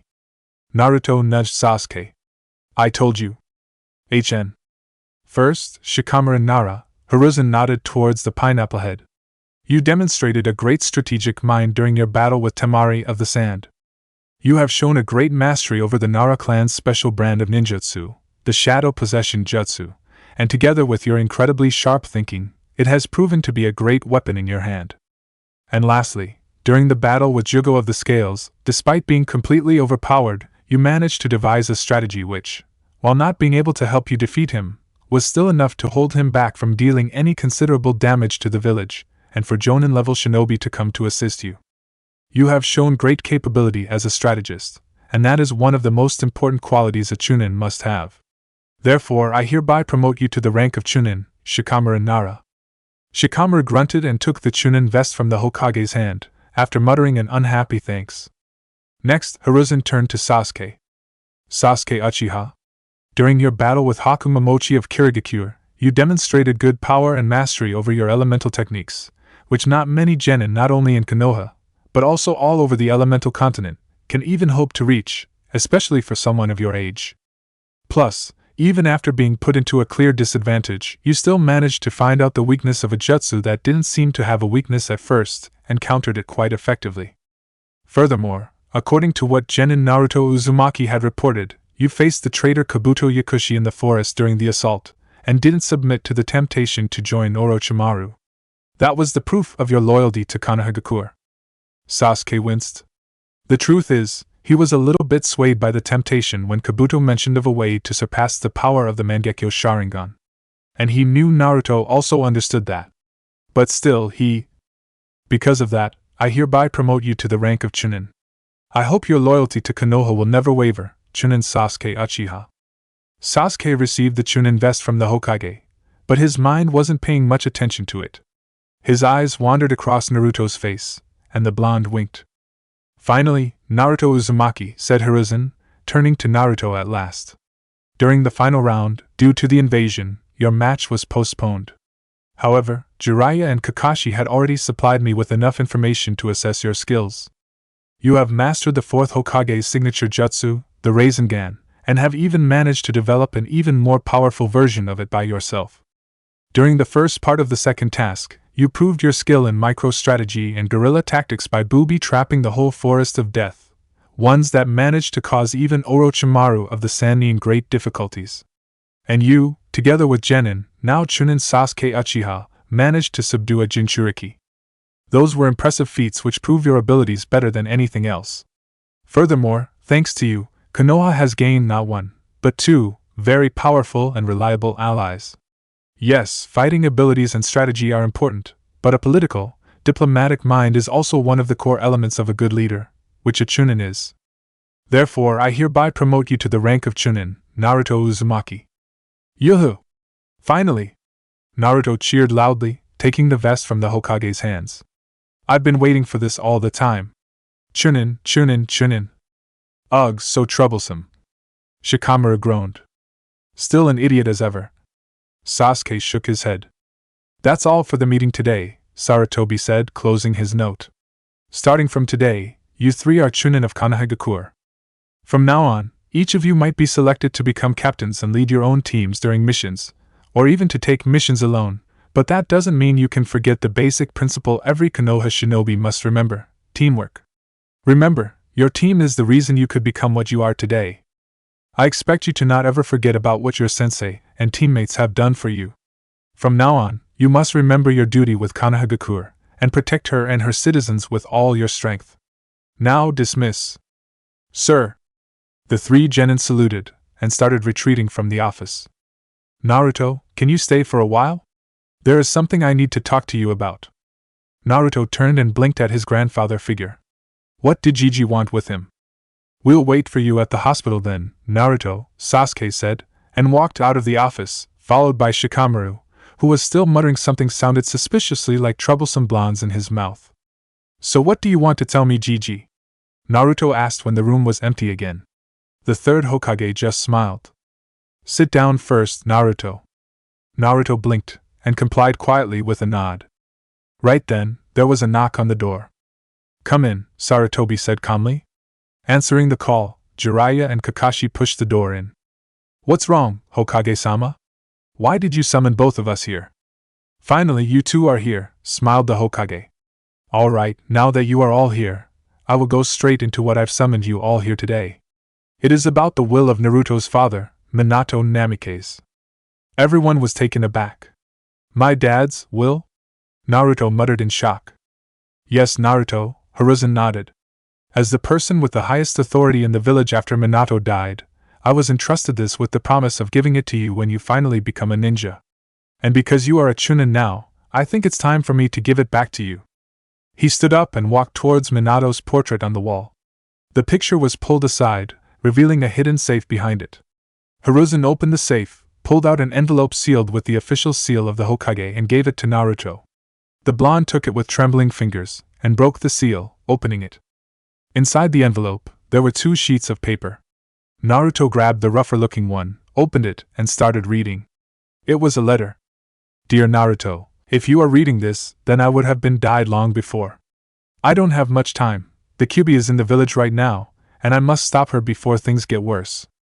There are many things I want to say to you, and I guess a letter is just not enough. The biggest regret of my life is not being able to see my son grow up and become a great ninja. But it is my task to protect the village with all my life, as the Hokage of Konohagakure. But I guess when you receive this letter, you should have already become a ninja, and a fine young man by yourself. I'm proud of you, son. Also, please don't hate me for sealing the Kyuubi inside you. I know it will make your life a living hell, and it also pains me that I have to do this, but I have no choice. The one who is controlling the Kyuubi right now is none other than the legendary Madara Uchiha, and if I just break the control over her, she will sooner or later be claimed again by that wicked man. You are the only one I trust can keep her at bay and protect her, as well as the whole world, from Madara. The Kyuubi is not the one at fault here. Sure, she is the one who does most of the destruction, but the man behind everything is Madara. So Naruto, if in the future you have to meet her sometime, please don't be too harsh on her. I know it must be hard for you, but letting yourself be blinded in the shadow of hatred is not a good way to live. I hope you can find a way to open up her heart, to understand her, what all of her Jinchuriki before, even your mother, couldn't do. The dream of my life is to see a world with no war, where everyone can live together in peace. Seems kinda hypocritic, considering I was the ninja who slayed hundreds of IWA shinobi during the war, right? But I still hope someday, my own son can turn it into reality. No, not hope, I believe you can, Naruto. After all, you are my son. It's time for me to go now. Our force holding the Kyuubi back is failing. Hiruzen-sama won't be able to hold her back much longer. But remember, Naruto, no matter when and where we are, in the living world or in the Pure Land, your mother and I always love you with all our hearts. Your father, Minato Namikaze. Naruto didn't even realize the tears rolling down his cheeks, and dropping on the letter, leaving wet spots on the sheet of paper. But why should we anyway? He just sat there in silence, let the tears fall freely. His hand gripped the paper so hard it was crumpling inside his palm. Jiraiya's hand gripped Naruto's shoulder. Naruto, I know it will be very hard for you, but please understand Minato. It's okay, pervy sage, Naruto shook his head. At first, I was angry and sad too, but yeah, I realized. Being Hokage means putting the sake of the village above everything else. Dad didn't have a choice back then. Besides, Naruto took a deep breath and smiled. Probably if Dad hadn't done that, I might not be able to have all the friends I'm having now. So why should I hate him for that? A warmth spread across his body when Naruto thought about his friends. Yeah, my dream is to follow the footstep of my dad and the other Hokage, to protect my precious people. But I will do better than that. I will protect all my precious people, which is everyone, not only my friends, my senseis, Gigi, but also anyone I can, and I will also create a world of peace, what my dad dreamt on but could never finish. Believe it! The 3 men looked at the boy with a shared enormous affection and admiration. You really are a son of your father, Naruto. Kakashi rubbed the boy's spiky hair with an eye smile. I'm proud to be your sensei. Hee, Naruto grinned back. I've been hearing that a lot these days. So I think it's time for the content of the will, isn't it? Hiruzen said, and Naruto nodded. He pulled the second sheet of paper, a white, fine one with the stamp of Hokage on it, out of the envelope and opened it. Inside was the same narrow writing they had seen before. The last will and testament of Minato Namikaze, the 4th Hokage, to my wife, Kushina Namikaze ne Uzumaki, I leave the Namikaze estate and all of its belonging. In the case she dies together with me during the Kyuubi's attack, the house will be put under the care of Hiruzen Sarutobi until my son Naruto reaches 16, or is promoted to Chunin, when it will be returned to him. So that's how you could give back the house to me that easily, Hujiji. Naruto looked at the Hokage, who smiled. Well, yeah? In here it notes that I can only return it to you when you reach 16, but technically, you are already, so yeah, it's kinda easy. Good for you. To Konoha Orphanage, I leave 10 million ryo of my bank account, in the hope they will use it to take good care of the children there, give them better living condition and education, and give them a happy life. Yeah right, Jiraiya snorted disdainfully. Should we really do this part of the will? As if they could give children there a good life when the only thing they could do was kicking Naruto out of there, not once or twice, but many times whenever the ANBU found him and delivered him back there. Sarutobi shook his head sadly. We have to. After all, Minato was also an orphan. He has the right to do that to show his gratitude to the ones who took care of him when he was a child. This is his wish, and we have the obligation to do it. It's okay, pervy sage, Naruto chuckled. It's not like I hate them much for it, you know. Well, looking back at it, maybe their decision was a good thing for me too, because I don't think I could have gotten the skills I managed to learn during my childhood if I had just stayed there and been a good kid. The bitterness in Naruto's voice made the three adults wince. They looked at each other awkwardly, then urged Naruto to continue. To my sensei, Jiraiya, I leave all my researches about Fuinjutsu and the Rasengan, and hope you will continue developing them and teach them to Naruto when he grows up and becomes a ninja. Why didn't Dad just give me all the researches directly? Naruto raised an eyebrow. Kakashi laughed, and rubbed the spiky hair again. Because he knew you would never be able to learn them properly. Someone as hyperactive as you can never be able to sit in one place to read a book for more than 10 minutes. Hey, I can totally read a book, you know. Naruto scowled unhappily. Everyone just chuckled. To my last student, Kakashi Hatake, I leave my collection of romance novels, including my original, unabridged first edition of Ika Ika Emotion, in the hope he will use it as a source of knowledge to find a girlfriend soon, who can help him forget about the horrible things that happened during his life. The three adults in the room shared the same gasp. Naruto raised an eyebrow. What's wrong with you all? This is the ultra-rare book every fan of Ika Ika dreams of. Kakashi exclaimed in awe, still staring at the paper with his visible eye widened. This is Ika Ika Emotion, the first book of the Ika Ika series, now has been discontinued publishing.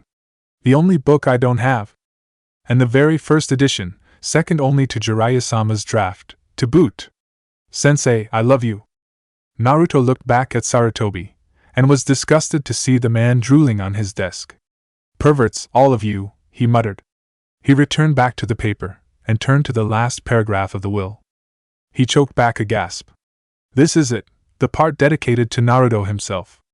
To my son, Naruto Namikaze, I leave the remaining of my assets, including 50 million ryo in my bank account, which will be trickled into a trust vault for him to access until he reaches 18, when the account will be transferred to his name completely. Furthermore, in the case his mother Kushina Uzumaki is gone during the Kyuubi attack, her shares of the will shall be under the care of Hiruzen Sarutobi until they are claimed by Naruto as noted in the second part of this testament. I also leave Naruto my first ever Flying Thunder God Kunai, in the hope my son will figure out the secret behind the jutsu himself, and use it to its fullest potential. When Naruto saw the rusty, dull knife Sarutobi had just pulled out and set on the table, he couldn't help feeling a definite sense of anticlimax. That's it. No awesome jutsu, no cool weapon, no badass personal summon or Kekkai Genkai. All I got was a house, some money and an old knife? Jiraiya bopped Naruto on the head. That was already too much to ask, brat. Naruto, Hiruzen asked, looking straight into Naruto's eyes. Do you know why the Flying Thunder God Jutsu, the one Tobirama-sensei created and perfected by Minato, which caused havoc all over the battlefield during the Third Shinobi World War, was not available for all Konoha shinobi to use? How should I know? Naruto shrugged. Is it because it is a forbidden jutsu or something? Wrong, Naruto, the Hokage shook his head. Back when Tobirama-sensei invented the jutsu, he was the only person who knew it. No one in the world knew how to use the jutsu, and maybe because of paranoia, Tobirama-sensei personally destroyed every record about the jutsu, including the description, the instruction, the drawbacks, everything, after he had mastered it. In a way, he had a point, because that jutsu, in the hand of the right person, might be more dangerous than even the impure world reincarnation jutsu. Just look at Minato to see. This jutsu is also the only jutsu in Konohagakure outside of Kekkai Genkai's which I cannot use. Naruto was dumbfounded hearing this piece of information. Wait.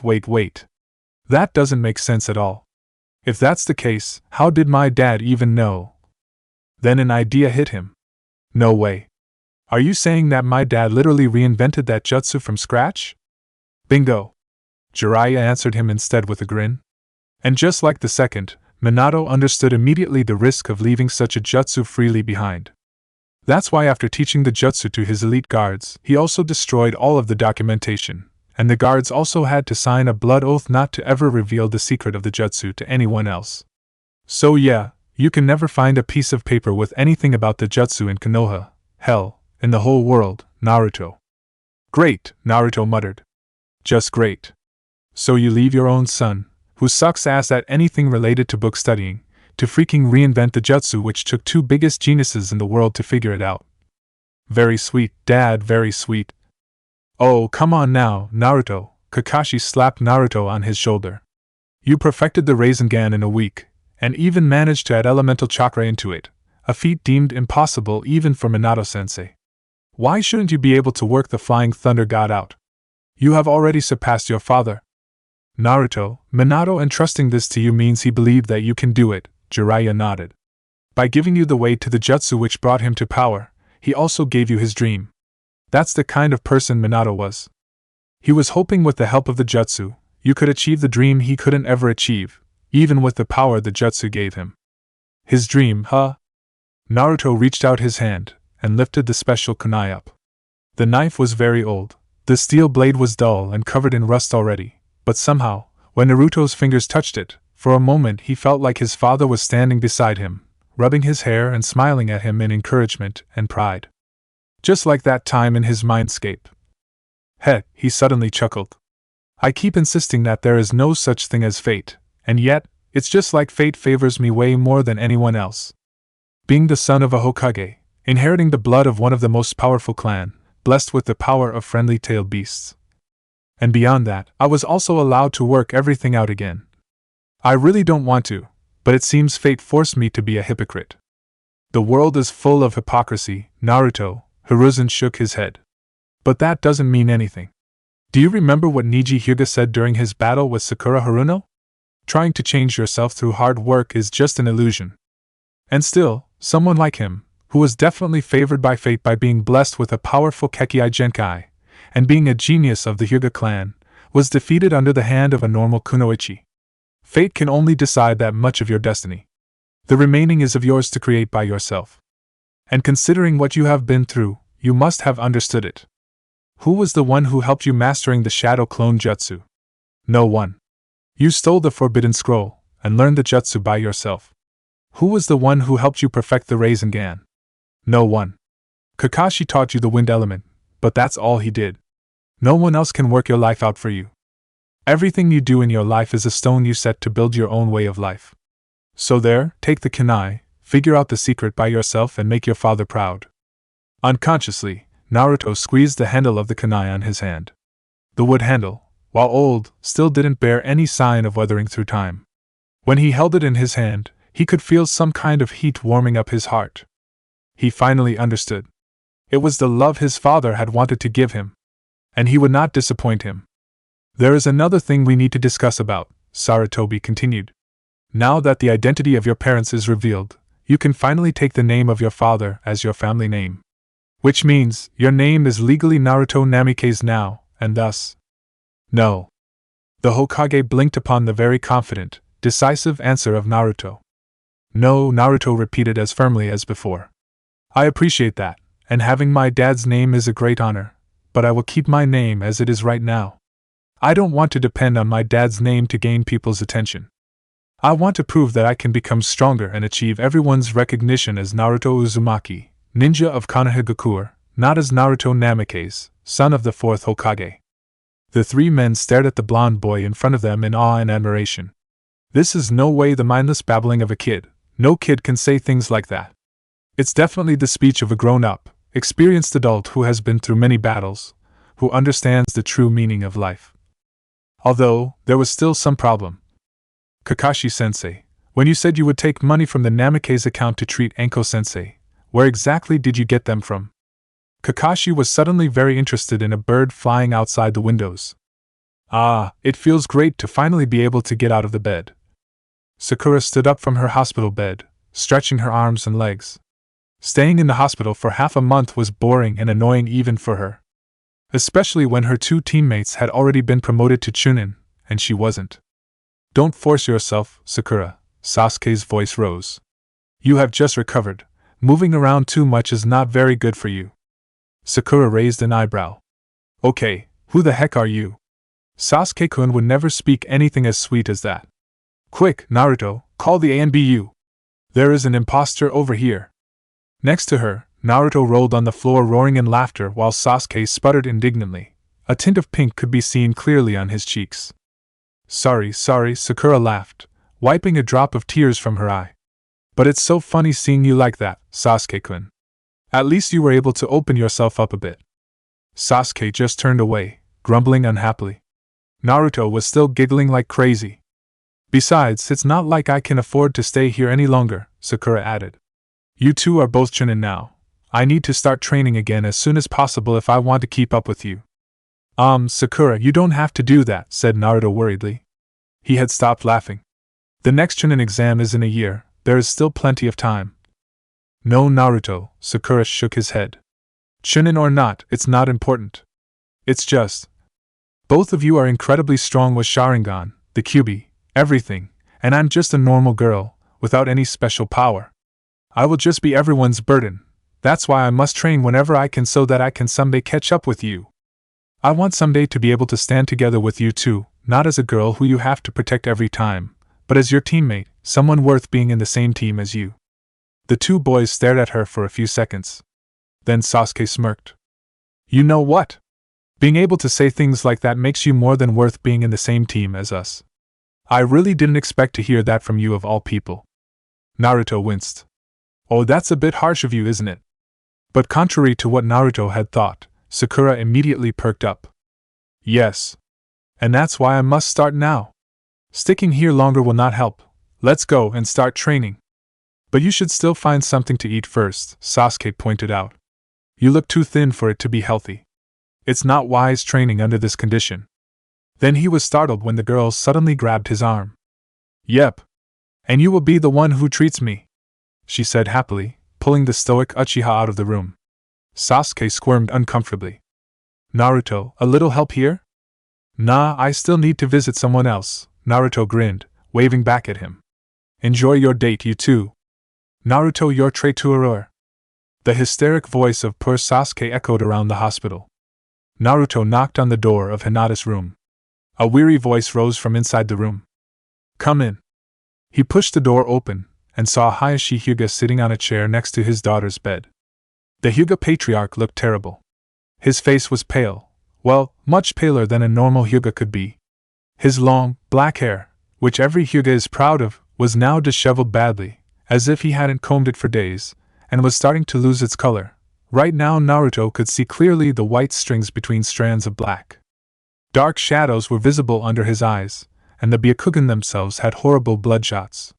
It was clear that the man hadn't slept for days. Seeing Naruto, the man's eyes hardened, and his shoulders stiffed up. Uzumaki-san. What brings you here? He asked with a rather harsh voice, and veins bulged up at the corners of his Byakugan. Naruto didn't blame him. After all, Karin was the one who had tried to sell Hinata to Orochimaru. I'm here to visit Hinata-chan, he answered, looking straight into the Hyuga Patriarch's Byakugan without any fear. And please, Hiashi-san, don't look at me as if I was going to kidnap Hinata-chan, okay? The last time I look, I was still a very loyal Konoha shinobi. The two males continued to glare at each other for a while. Then Hayashi's shoulders slumped back down, and the man looked as weary and sad as Naruto had seen him before. Realizing that it was safe to speak again now, Naruto took a step closer to Hinata's bed. How is she? Nothing we can do, the Hyuga man shook his head. No medical ninja here could find a way to wake her up. Only someone with the skill of Tsunade-sama might have a chance to do that, but it's impossible. But maybe this would be better for her. What did you say? Naruto screamed in rage hearing what the man had said. Then, remembering that he's still in the hospital, he gritted his teeth and lowered his voice, but the rage was still clear in his tone. How dare you saying that? Your own daughter is lying here in a coma, and you dare say that it would be better for her? What kind of father are you? Hiashi didn't even budge. Hinata is not born to be a ninja. A ninja has to be ruthless against her enemies. Hinata is too kind and soft. That's the reason why she can never be a good kunoichi. With her staying in a coma like this, she will not have to mind the business of fighting, hurting or killing people anymore. That's the best I can do for a person like her. Then he saw Naruto's fist launching at his face. But with the reflex of a veteran shinobi, and a Hyuga no less, he easily caught the punch of the boy. He growled menacingly. What is the meaning of this, Uzumaki? You bastard, Naruto growled back. What makes you say that? What gives you the right to say something like that? I am her father, brat, Hiashi snarled. I know what is good for her, and what is not. Even if you are her father, you still don't have the right to say that she is not worth becoming a ninja, Naruto also snarled, even more menacing than Hiashi. Hinata-chan was not weak. She never is. She has been trying to improve herself, to prove that she's not weak to you. She did everything to gain your approval. If you say it like that, it will be nothing more than spitting on her existence. Suddenly Naruto felt the knuckle of a hand bashing at his face. He stumbled back painfully. His eyes felt like hundreds of glittering stars had just exploded in front of him. You little brat, the Hyuga patriarch barked at his face. What do you think you know about my family? What can you know? You never have any family to begin with. So don't speak to me as if you understand the way I treat members of my family. Then he stormed out of the room, slamming the door behind him shut on his way. But before the man disappeared behind the door, Naruto could clearly see him muttering something, but the distance between them was too far for him to hear. Alone in the room with an unconscious Hinata again, Naruto slumped down on the floor, his head spinning. I can't believe the father of such a sweet girl as that Hinata girl can be such a jerk, Shukaku complained. You know what a sweet girl is like? Chomei stared at Shukaku incredulously. What is that supposed to mean, bug? Come on, you two. Madara sighed, walking over to pry the two girls off each other. Even though Hyuga-san said that, I don't think he had any bad intention, Saikyo said meekly. Everyone turned back and stared at her. How could you say that, Saikyo-chan? Naruto said, a little bit harsher than usual. He just denounced every effort of Hinata-chan right before her eyes. Well, not quite so, but it was still right in front of her. What kind of father would do that to his own child? I agree with Saikyo, Naruto, Kurama shook her head. Before, when he said that, I felt a tremendous amount of negative emotion. Most of it was sadness and despair. Why did someone who meant to say things like that about his child feel such emotions?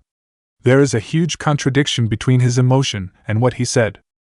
You sound too much like a lawyer specializing in analytical psychology, Gyuki smirked at Kurama. The kitsune glared at him, annoyed. That man has a twisted sense of love, Madara said sadly. Maybe he felt that if Hinata-chan was kept in here, she would be protected from what were waiting for her in the outside world. But that is just hypocrisy, Isabu protested. Everyone knows how the shinobi world is. It's full of danger. How can he keep her inside every time? It will just turn her life into a prison. Sadly, that's what an overprotective father in despair tends to do, Koko shook his head. Usually, when something bad happening to people close to someone, the impressions from the event will be imprinted into his brain, making them more and more paranoid about the safety of his acquaintances. There must have been some kind of trauma during his past which happened to Hinata-san or someone else very close to him. Maybe it has haunted him since that day. Madara and Gyuki looked at each other guiltily. Naruto suddenly bolted up from where he was sitting. What are you doing, Naruto-kun? Chomei asked. I cannot let this continue anymore, Naruto answered her with a determined voice. How much he actually cares about Hinata-chan, I don't know, but he did that without even considering what Hinata-chan herself would think. That I cannot allow continuing. I will wake Hinata-chan up, and let her ask him by herself. What happened to you, Naruto? Sakura raised an eyebrow when she and Sasuke saw Naruto running toward them, breathing heavily. The boy just answered her with a grin. No time to explain. There is something I want to ask both of you. GG. Team 7 requests a mission. Chapter 21, a new old mission? So, our target is Tsunade-sama, one of the legendary Sannin, just like you? Jiraiya nodded to answer Sasuke's question. Yes. Wow, that's incredible, Sakura said in awe. To think a kunoichi can match the power of someone like you. You will be surprised, little girl, Jiraiya smirked. Tsunade is one of the most powerful kunoichi in the entire world. Her power must be on par with, if not exceed, the power of the Mizukage. During battle, she usually doesn't bother using flashy ninjutsu or genjutsu, although I assure you she is perfectly capable of utilizing both. Just a punch of hers is enough to reduce the whole battlefield into debris. She is also the best medical ninja across the whole elemental continent. Healing people who were cut in half is just a child's game to her. Some people even rumored that she had reached immortality herself. Woo, Naruto whistled, feigning impressed. A legendary medic with power to shatter enemies in a single punch. Sounds really like your style, Sakura. Maybe you should ask to be her apprentice when we meet her. Sakura blushed slightly, but smiled nonetheless. Because she herself was thinking that too. Good luck with that, Jiraiya snorted. Strong as she might be, she is still incredibly stubborn. Since the day she was promoted to Jonin, she has only taken one kunoichi as her apprentice, who is now traveling together with her. Not to mention that the apprentice is someone very close to her too. But the reason for us to bring her back is not simply to cure Hinata. There must be something else behind the Hokage's decision to so easily assign us this mission right upon Naruto's request, am I right? Sasuke asked sharply, and Naruto had to refrain himself from rolling his eyes. Just leave it to Sasuke to figure out the true meaning behind everything. Sometimes you are just too sharp for your own good, Sasuke, Jiraiya shook his head. Yes, Hiruzen Sensei and the council also want Tsunade to go back to the village to act as the head of Konoha Medical Corporation. After the invasion, Konoha, while winning decisively, still suffered from a drastic decrease in political position. Tsunade is too great of an asset to Konohagakure. Bringing her back to the village will improve the power of the village a lot. Then suddenly he giggled. And she is incredibly hot too. So that's the main reason you want to bring her back, huh? Sasuke scoffed in disgust. Jiraiya raised his hands in defense. Hey brat. You will soon need to learn about the beauty of the female body if you want to revive the Uchiha clan someday. Why not trying it now? Don't poison Sasuke-kun's mind with your filthy thoughts. Sakura yelled, and kicked Jiraiya in the balls. The two other males winced. This girl is too brutal for her own good. Anyway, where are we going to go to find her? Naruto questioned. The last time, they had found Tsunade in Tanzaku, a small town not far from Konohagakure. Jiraiya, now having managed to stand back up, answered. Well, according to my source, right now she is in Tanzaku town, but she is going to leave there this morning to Takigakure. Naruto blinked. That was new. Takigakure? Sakura pondered. Isn't that the village almost no one knows exactly its whereabout? Why is she going there? Jiraiya nodded. It is true. However, I don't think her destination is Takigakure itself. There is a small town near the village named Takayama, which is famous for the greatest sake brewery in the whole elemental continent. And the first brew of the year is coming in a few days. I don't think Tsunade wants to miss that. But isn't Tanzaku town the biggest gambling district in the Land of Fire? Sasuke raised an eyebrow. What the hell is she doing there anyway? Well, Tsunade is not only well known as a legendary medic, she is also known as the worst gambler in the world. Jiraiya scratched his head. Her luck in gambling is so abysmal she can lose even with a four of a kind. Sadly, she likes gambling and... So the so-called legendary Sannin consists of a pervert, a homosexual pedophile and a sucky gambler who likes to get drunk, Sasuke remarked dryly. I lost every bit of respect I used to have for you, if there was any. Ouch, burn, Naruto winced. Somehow I suddenly have an irresistible urge to punch something, a blonde busted woman muttered in her breath. After 3 days of walking non-stop, the team finally arrived at Takayama town. They had decided to go straight to Tsunade's next destination without following her trails. After all, even if they tried to go after her, they wouldn't be able to catch up with her like that, considering she had had half a day of head start before them. Wow, this town is not the same as I thought. Naruto marveled when they took their first steps into the town. Anyone who saw it would have realized it's not a mere town. The fresh and clean air of the coast, the beautiful beaches with snow-white sand, the old historical buildings, together with its famous brand of sake, made the rather small town a great tourist attraction. No wonder why there were so many people here. Well, by taking the shortcut here, we are already 1 day ahead of Tsunade, Jiraiya said. If my calculation is right, she will arrive here tomorrow morning. We will have a day to rest and prepare ourselves. I doubt the talk with Tsunade tomorrow will be an easy conversation. A tense silence followed these words. Then, Sakura raised her voice.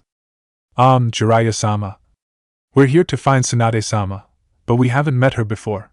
How can we find her if we don't know what she looks like? Jiraiya scratched his head. Well, she is blonde, and beautiful. Oh well, the best way to know is to show you what she looks like. Here. He pulled out a photo from inside his pouch. The three children stared at the square piece of paper. This is Tsunade? Sasuke asked in disbelief. She is so young, Sakura agreed. I thought she was of your age, Jiraiya-sama? She is of my age, but… Jiraiya answered with a wince. Well, let's just say as a legendary medic, she possesses a jutsu that allows her to change her appearance to be younger than her age shows. That's why she looks like that. Sounds too much like a vain woman who cannot accept that she is old, Sasuke snorted. That's because she is one, Naruto rolled his eyes, thinking. Jiraiya winced again. Don't say that to her face if you don't want to get punched into the sky, brat. This is stupid, the Uchiha complained. Why should we waste our time chasing after someone like that? I should have stayed at home and trained. This is a team mission, and you have accepted it, Jiraiya glared at Sasuke. There was no trace of the goofiness from before on his face. If you go back now, the mission will be considered a failure. You don't want your first mission as a chunin to fail, do you? Ugh. Sasuke winced. The man's words had struck right through his heart. He really didn't want to fail the very first mission he took as a chunin. Fine, he spat out. I'll go book the hotel rooms. Then he threw a nasty glare at Naruto and walked away. Hey, don't glare at me. Naruto called after him. It is you who insisted on joining this mission. Fuck you, Naruto. Naruto was strolling through the forest at the border of the town. After Sasuke went back to the hotel, Sakura also left, saying that she had some supply to stock up. And Jiraiya also ditched him for his research at the local hot spring. So it left Naruto with nothing to do, and he decided to take a stroll around the town. And obviously, after such a long walking, he was tired. Naruto sat down on the bark of a tree. He pulled out his father's kunai, stared at it, and scowled lightly. He had a feeling that the seal on the knife was staring back at him as if mocking him. He had never seen any seal so complex before. Well, he had, when fighting together with his dad during the last war, but still. Sure, Pervy Sage had taught him a few things about Fuinjutsu during his trip, but how can they expect him to break such an incredible workmanship by himself with such limited knowledge? Gyuki's attitude towards this didn't help him a little bit. When he showed the Octopus the kunai, he just stared at it for a few seconds, and suddenly burst out laughing. Don't worry, Naruto. You will understand it, sooner or later. Yeah, that's exactly what he had said. The problem is, how? It is easy, Naruto. It's just that you don't have enough knowledge to understand it yet. He heard Gyuki speaking from inside his head. Yeah, very helpful, he snarked. You are the Grand Master of Sealing. Of course everything is easy to you. Well, since you're asking, I'll give you a hint. Looking at the seal itself won't help you. You have to look underneath the underneath. Think outside the box. What kind of hint is that? That's not helping at all. Suddenly he heard a noise. He jumped up in alert, his hand immediately raised the kunai out of instinct, but it didn't seem there was any enemy at all. The noise sounded like splashing sound. Like someone was doing the water walking exercise on a stream. Curiosity took over Naruto's mind. He stood up and took off towards the direction of the sound. Naruto-kun, I don't think that's a good idea. Come on, Komi-chan. I'll just take a look. What can happen? Tempting fate is never a smart thing to do, Naruto. A few seconds of tree hopping led Naruto to a small waterfall in a clearing. It reminded him of the waterfall he used to train in when he was home, clean and clear, the water rolling down making a small pond at the foot of the cliff. It was just like the waterfall site in his village, except without the girls running and playing in the water. Wait a second. There was a girl here. She was dipping in the pond. Her small, delicate right hand was trailing across the smooth skin of her left arm. Her soft, mint-colored hair seemed to glitter in the sunlight. And she was completely naked. That is Fu-chan. Naruto heard Chome yelling inside his head. Your Jinchuriki? Naruto asked in panic. He had wanted to meet another Jinchuriki, but not in this situation. Now is not the time. Run! What? Right at that time, the girl turned her head. Her eyes met Naruto's. Ooh, orange! The pretty orange eyes narrowed, and she raised her hand. Oh, not good. Lightning style, pervert blaster. And everything went flying.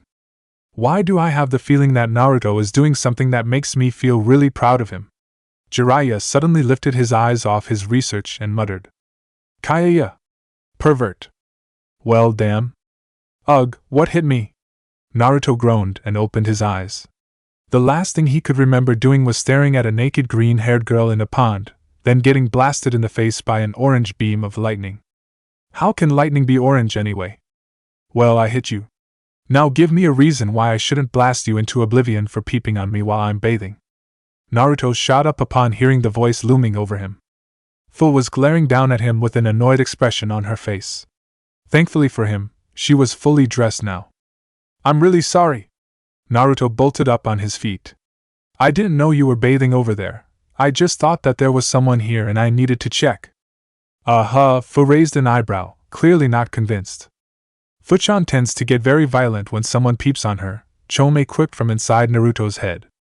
Oh yeah, thank you very much, Naruto shot back. His voice was full of sarcasm.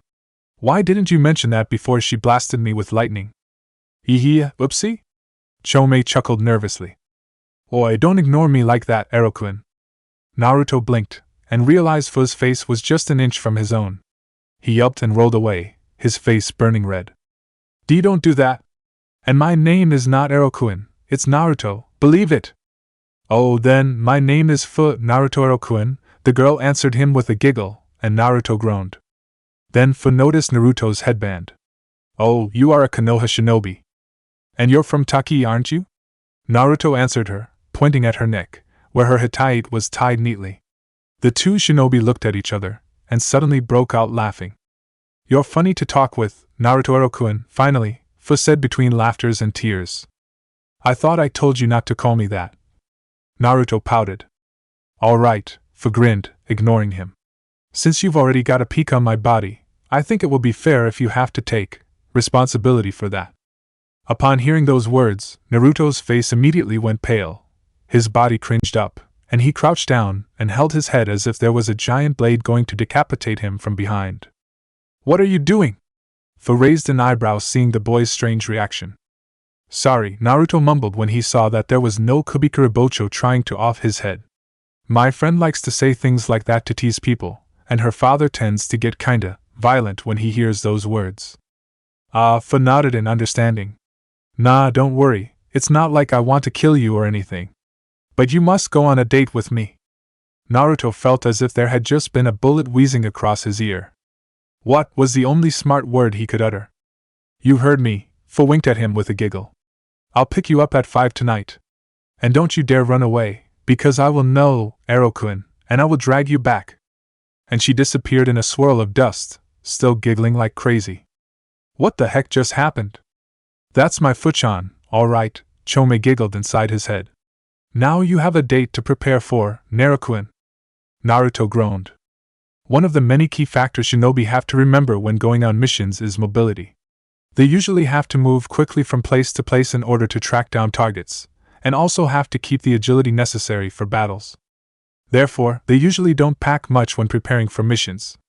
They tend to just pack some important equipment such as weapons and first aid kit, and stock up the rest at the nearest town possible.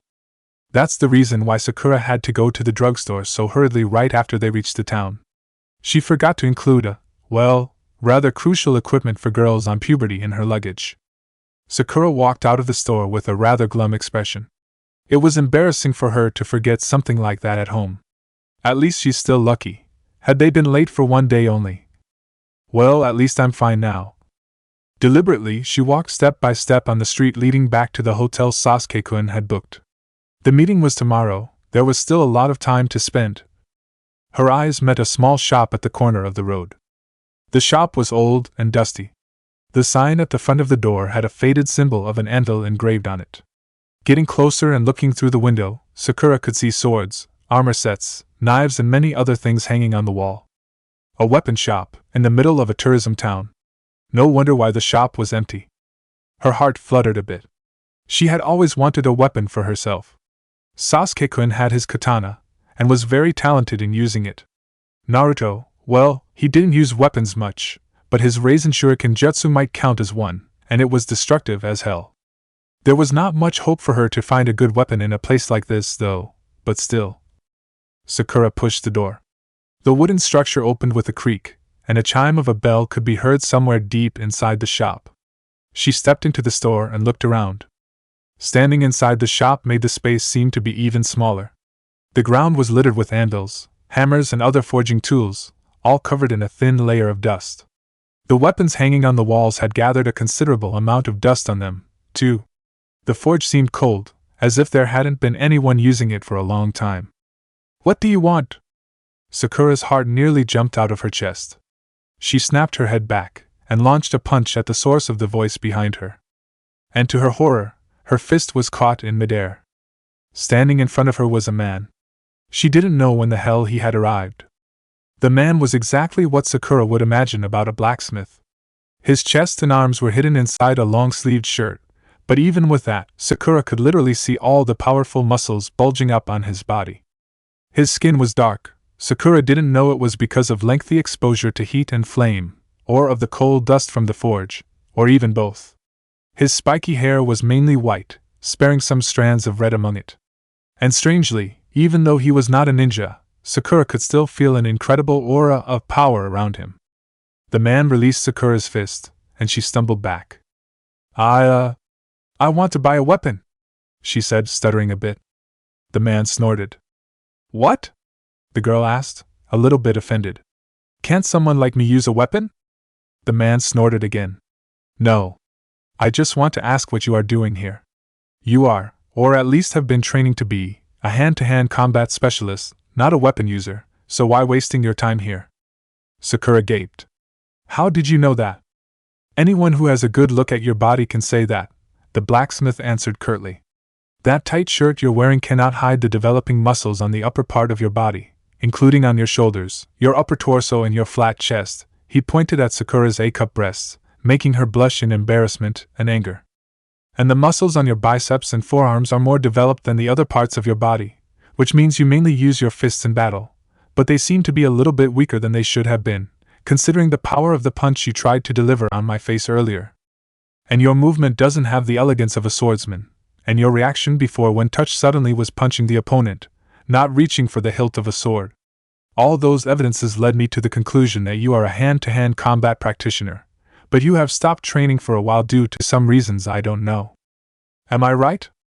Sakura's mouth nearly dropped to the ground now. "How did you know all of that?" She repeated the question from before, and the man smirked. "I am a professional blacksmith. That's in my blood." "Does that mean I cannot use a weapon?" Sakura looked at the ground dejectedly. The blacksmith raised an eyebrow. "When did I say that? Yeah, you really don't have compatibility for swords and things like those, but who stops you from trying other kinds of weapons? Luckily for you, I have a selection of weapons for hand-to-hand users. Come with me." The blacksmith led Sakura to a smaller room at the back of the store. The room was more like a warehouse than a showroom of a shop. It was filled to the brim with not only the normal weapons Sakura usually saw, but also some strange kinds she had never seen anyone using before. Seriously, who would use a flute in a battle? Somewhere else, a red-haired girl suddenly sneezed violently. "These weapons are the best ones my family has ever made," the man explained while leading Sakura through a line of shelves. "They range from weapons made by my great-great-grandfather to things I made myself, although I won't say that I can be as good as my predecessors." "Wow," Sakura said as she looked around. "But if they're so good, why are they sitting back here gathering dust?" "What do you think?" the blacksmith scoffed. "Since this became a tourist town, people haven't found a need for weapons anymore. The only people who want to buy weapons here are Yakuza family members, or sometimes bandits. I don't want to give these good weapons to them to harm people. That will just tarnish the name of my family."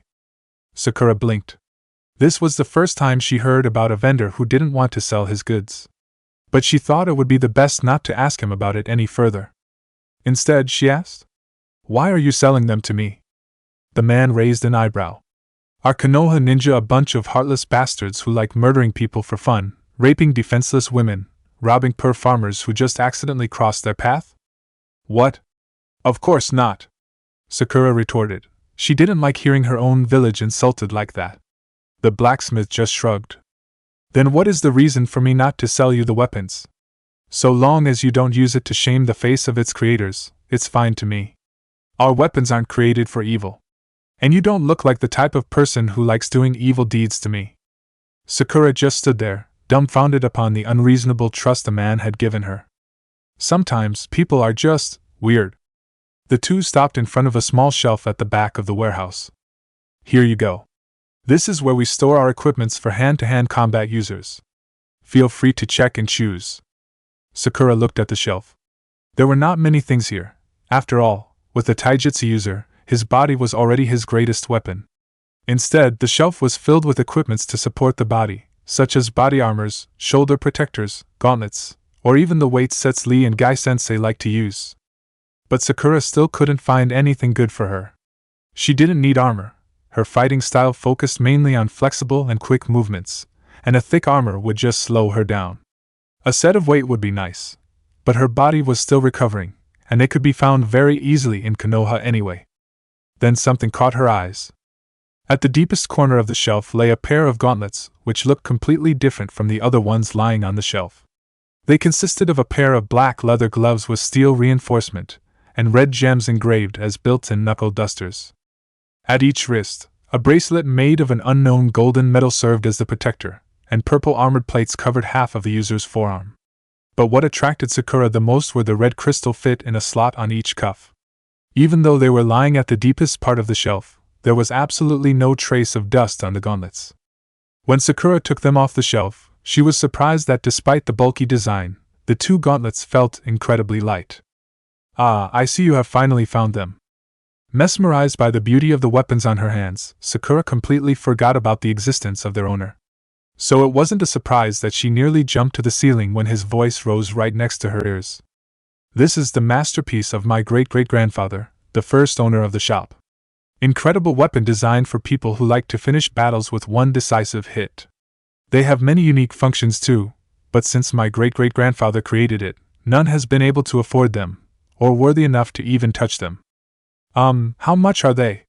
Sakura asked in thrill, but the price the blacksmith gave her nearly made her faint at spot. No less than 1 million ryo. 1 million ryo. All of her life, Sakura couldn't even dream of owning such a huge amount of money. It was like the payment for at least 20 S-rank missions.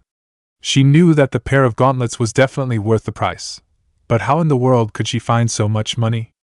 Sorry, but I don't think I can afford it, she said sadly, putting the gauntlets back on the shelf. And thank you for helping me, sir. She bowed politely and started walking out of the store.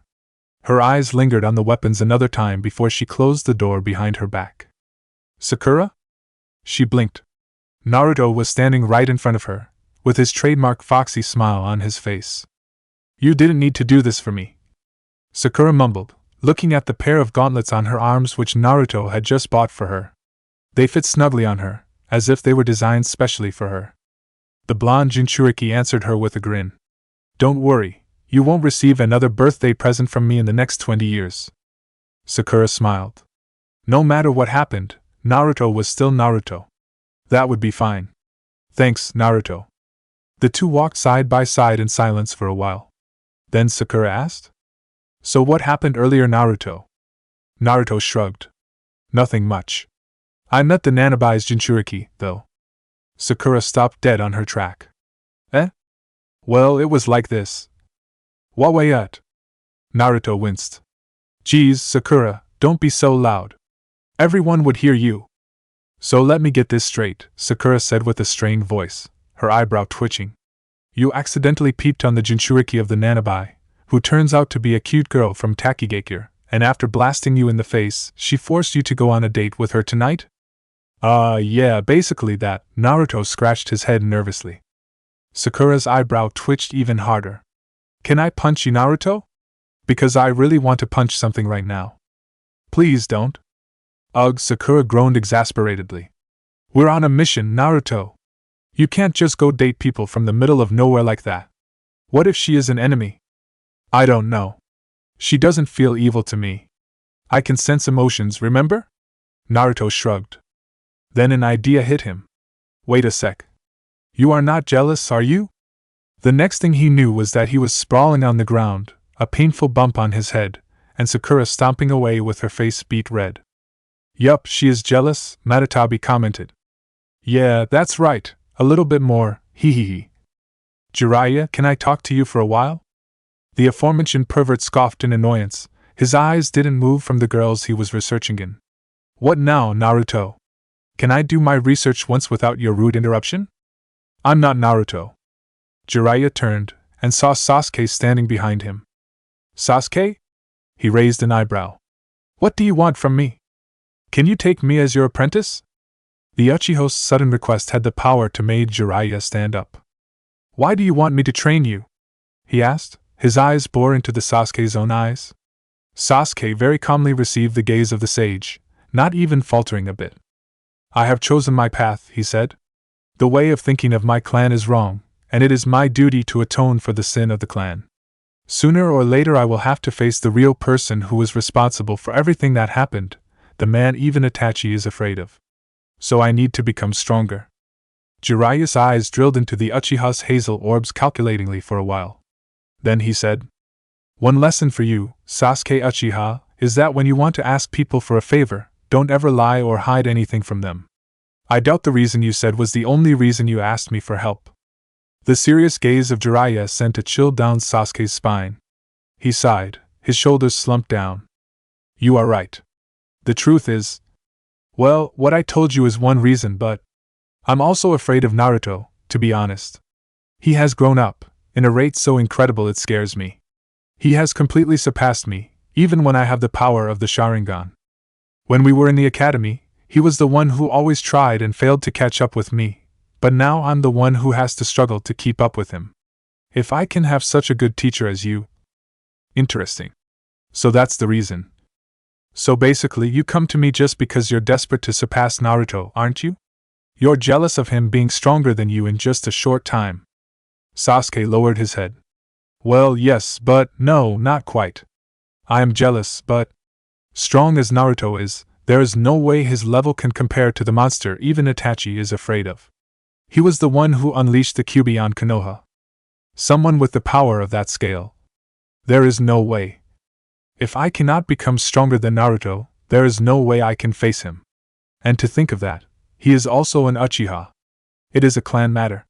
It must be me who will face him. I cannot pull anyone else into danger just because of someone in my clan, he finished with a bitter tone. Jiraiya raised an eyebrow. Naruto has really changed this boy. I can't believe I will live to see the day an Uchiha find the courage to accept that he is weaker than other people. And an Uchiha who could frankly admit that he cares for other people, too. There might be hope for him yet. Sorry Sasuke, I cannot help you. I already accepted Naruto as my apprentice, and I cannot have two at once. Sasuke's eyes hardened in anger and sadness. I see.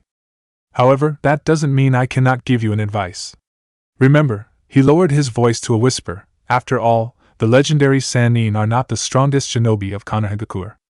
Jiraiya didn't say anything else, but Sasuke's eyes suddenly widened. You mean? You know what I mean, boy, the Toad Sage answered him with a smirk. I understand, Sasuke nodded. The scowl on his face had disappeared, replaced by a slight smile. Thank you, Jiraiya-sama. He didn't realize he had just used an honorific, what he had never done before. Naruto fidgeted awkwardly.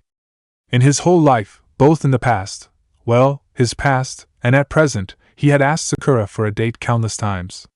But this was the first time someone else asked him for a date. A complete stranger to him, nonetheless. Well, not a complete stranger, considering he had fought her zombie body to the death in the past, but still. That doesn't count, you know, Isaba said. Fighting a zombified body of someone doesn't mean knowing her. Well, that's true, but... So you really are waiting for me, teehee. Naruto blinked, and realized Fu's face was hanging upside down right in front of his nose. Yueya! Where did you come from?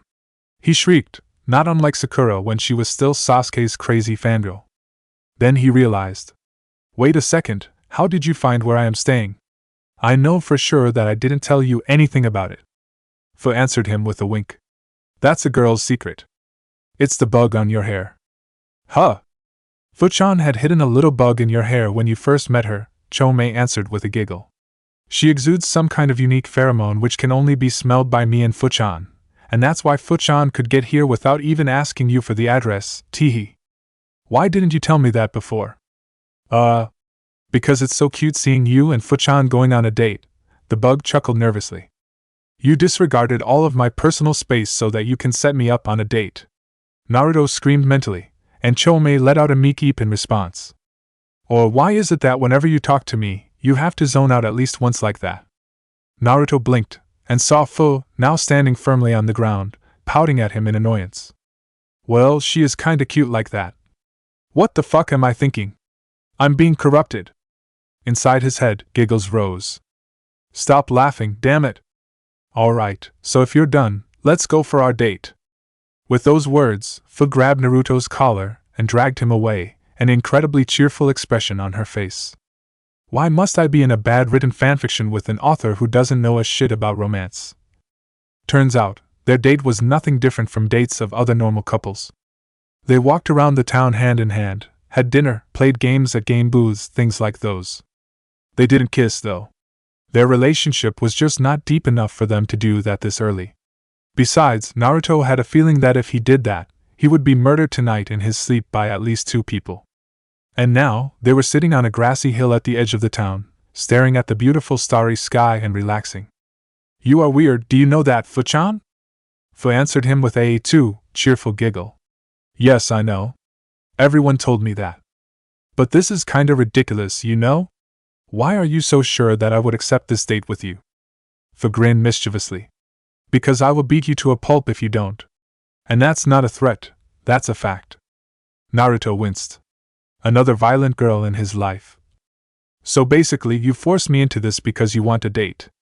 Yep, Fu nodded, still smiling cheekily. But it was because you're kinda cute too. Naruto blushed upon the comment. He stared into the sky again. It's so beautiful. The stars. Fu dropped her body on the grass. Yeah. No matter what happens, no matter how long, they will always stay together on the sky, just like best friends. Naruto couldn't help noticing her voice getting a hint of sadness. This was the first time since he had met her that there was sadness in her voice. What's wrong, Fu-chan? He looked into her eyes. Is there anything bad? Fu turned her head away. No, it's nothing. Just forget it. Then her cheery smile returned to her face. Let's go do something else. My strength has already recovered. She jumped up, but suddenly she felt her body being pulled down. Naruto was holding her detached sleeve with his hand. You don't have to push yourself like that, Fu-chan. He pulled her sit down again, then wiped her eyes with his finger. She didn't even realize that tears had rolled down her cheeks.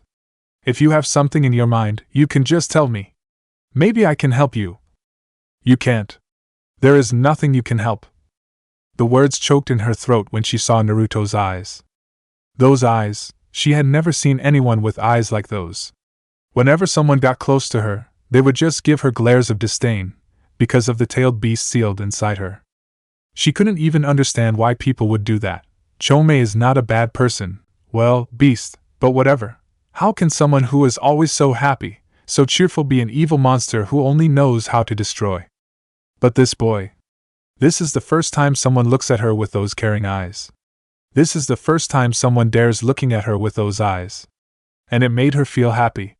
For a moment, she felt that maybe if she opened up to him, he might. How can you say that if you don't even tell me the reason? I am your friend, right? But I am your friend, right? I'm sorry, I got to go. She jumped up on her feet. On her shoulders, a pair of orange insect wings sprouted out, and with a quick leap, she soared into the sky. Fu-chan. Naruto mumbled sadly, looking at the back of the girl which was disappearing into the forest. He could still feel the damp and the heat of her tears on his hand, which felt like seeping through his skin, right into his heart. That night, Naruto couldn't even get a glimpse of sleep. After 2 hours rolling around without being able to calm his mind down, Naruto bolted up from his bed and entered his mindscape. Komi-chan, are you awake? Huh? Chomei lifted her head up sleepily. Seeing a giant bug like her doing that was kinda weird. What's wrong, Naruto-kun? It's midnight already. Can you tell me something about Fu-chan? After all, you have stayed with her for a very long time. The air became heavy. For the first time, Naruto could feel sadness in Komiai's voice. Fuchan was burdened with me since she was a baby, just like you, Naruto-kun, she said. And also like you, everyone in her village was scared of her, except for the village leader and his son, and I was her only friend. But despite everything, Fuchan had always shown a face full of happiness and joy, as you have seen when you first met her, Naruto-kun. Naruto nodded. It's hard not to feel happy when you're with her, right? Yeah, but even so, well, she didn't admit it, but friend is kinda a taboo word to Fuchan. She was always jealous with people who have friends surrounding them, as no one except for 2 other people wants to even go near her. She didn't even have a genin team. Accompanying her to missions was always 2 jonin whose sole task was preventing her from going out of control. She desperately wanted a friend. That's why she always acts like a stupidly cheerful girl to get people's attention. But, even with that, no one would bother sparing a glance at her. To them, she is just a monster who is trying to trick people with her smiles and happy talk. Naruto winced. Ouch. It was just the same as me. It must have left a very deep scar in her mind. Yeah, the beast agreed. Maybe that's why she reacted like that in your date. You said that you were her friend, and it was the first time for her, and well, I think she was shocked, and scared too. It was too sudden, and I don't think the heart of a person who was isolated half of her life can take it that easily. And maybe she thought if you knew she was a Jinchuriki, you might abandon her in fear, just like other people in her life. Naruto suddenly punched the Sakura tree. He was just a midget comparing to the height of the tree, but somehow, his punch managed to shake it dangerously. God damn it, he growled. This is not fair. This is not fair at all. I have been a Jinchuriki all my life, fighting through wars, but I still. Why are Jinchuriki everywhere always treated like monsters? Even those who don't even have any intention to do harm to people. Those like Fuchan, who only wants the life of a normal girl. Even ones like B were just tools for war. When I finally unite the world, I will make sure that all Jinchuriki are treated as normal people, have friends and aren't used for wars anymore. You think it's that easy? Can't believe that someone like you can still be that hopelessly naive. Naruto snapped his head back. Shukaku, of all people, was sitting right next to him since who knows when. When did you come here? A while ago, the Tanuki grumbled. How can anyone sleep with you 2 talking so loudly like that? What do you mean I'm naive? Naruto demanded, looking at the beast. Shukaku answered Naruto with a question. Do you know the reason why the villages seal us inside Jinchuriki? Of course I know. Naruto answered angrily. They want to use your power as weapons, what else? Yes, but that's only the tip of the iceberg, Shukaku snorted. The true reason, and the more important one, is that humans are full of greed and hypocrisy. All those things, sealing us into Jinchuriki, blah blah blah, only originate from a mere fact that they cannot accept that we have power they cannot control. Since the day the old man unveiled the secret of chakra, the first thing they've ever thought about is how to use it as weapon for wars. When they discovered that we're beings made of chakra, born from the Jubi itself, their first thought was, oh God, they're too powerful. They will destroy us. They used that excuse to imprison us into things like kettles, pots, like what I had been imprisoned inside before I was sealed into Gaara. And then, after they finally achieved something, they tried to imitate our father, sealing us into people to make us weapons. Everything they did, they gave it the name of for the greater good. Disgusting. You think I don't know that? Naruto growled. That's why I'm going to make everything right after. What you don't know is, Shukaku cut him short, greed, hypocrisy, lust, and everything, they are in the blood of human. They lie within the very instinct that makes them humans. There is no way you can purge them out of their blood with a few empty words. I will tell you this, your wish to unite people under your idealistic peace is just a naive illusion.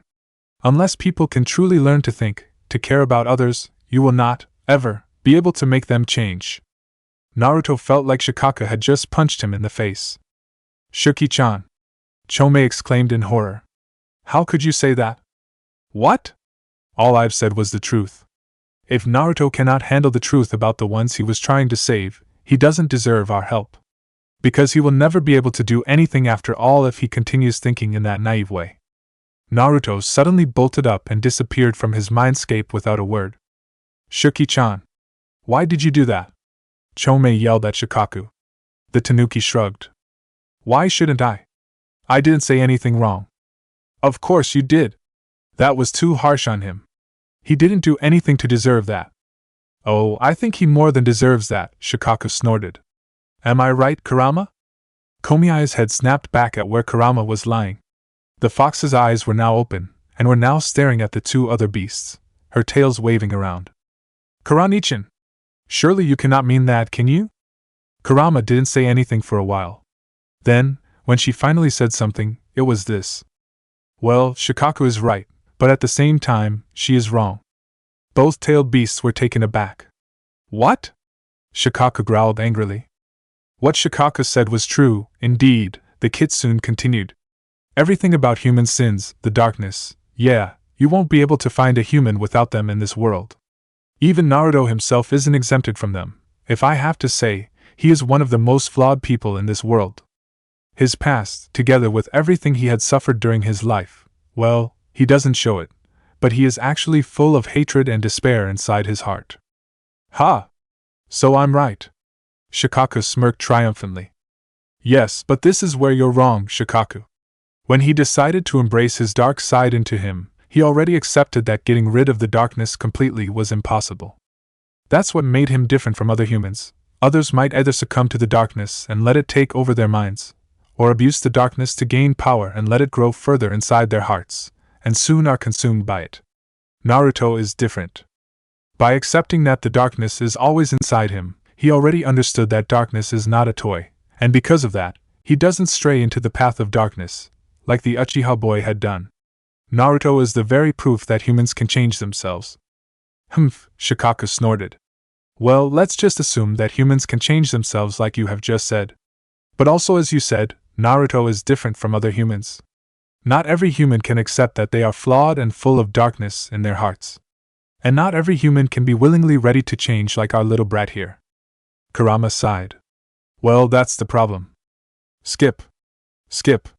Skip. Splash. Naruto stared at the bouncing stone on the water surface and sighed. It's not like he didn't understand what Shukaku had said. It's not like he hated her for saying that to his face either. It's just, even if everything was true, he didn't want to hear it. He didn't want to accept it. Yes, it was ironic. When he went training with Jiraiya, he had learned about his dream for peace, and since then, he had inherited the old sage's dream as his dream. He had dreamt about making a peaceful world where there are no more wars, where everyone was treated as equal, where everyone would live together in love and happiness. But the problem is, even if he knows what true peace is, what can he do to achieve it? Now that he had time to think about it, Nagato and Obito's methods might be extreme, but at least they had both found a way. But Naruto, his idea might sound good, but if what Shukaku said was true, then it is really an impossible naive dream. How can he change something that is already in the blood of every human? Naruto? Why didn't you sleep? Naruto nearly jumped hearing Jiraiya's voice behind him. Geez, pervy sage. Don't scare me like that. You know what? The toad sage scowled. I won't tell you not to call me with that name again another time. It's already annoying enough. Then he changed his tone. So why are you sitting here all alone, in the middle of the night like this? I doubt someone like you can lose sleep if there isn't a particular reason. For a moment, Naruto had wanted to say, I'm fine. But then he found out he couldn't say anything like that. Before he could know it, words had flown out of his mouth like a stream, more than he had talked during the day, about the meeting with Fu, about the sudden date she had forced him into, about her reaction when he said he wanted to be her friend, and then Shukaku told me that, and now I feel empty. Is my way of thinking, my ideals, wrong? Is it true that there is no way for humans to live together in peace? Jiraiya had let Naruto talk himself into silence without interruption. And when he finally opened his mouth, it was like this. Well, who knows? Naruto gaped. What? But... Jiraiya shrugged. You heard me. You're not the only one who has ever thought about peace, Naruto. Many older, smarter shinobi than you, including your father of course, have dreamt about creating a peaceful world where there is no war, no fighting, and people can live happily ever after with each other. And despite that, no one could ever find a clear answer for that question, even your old badass, handsome legendary master here. Naruto snorted at this. So yeah, Naruto, How can I give you the answer for a question even I don't have the answer? Naruto's shoulder slumped. Yeah, I know. I understand that it was too much to ask. But Naruto, somehow I got a feeling that you are taking things too seriously, the sage continued. Try to relax, liven things up a bit first, will you?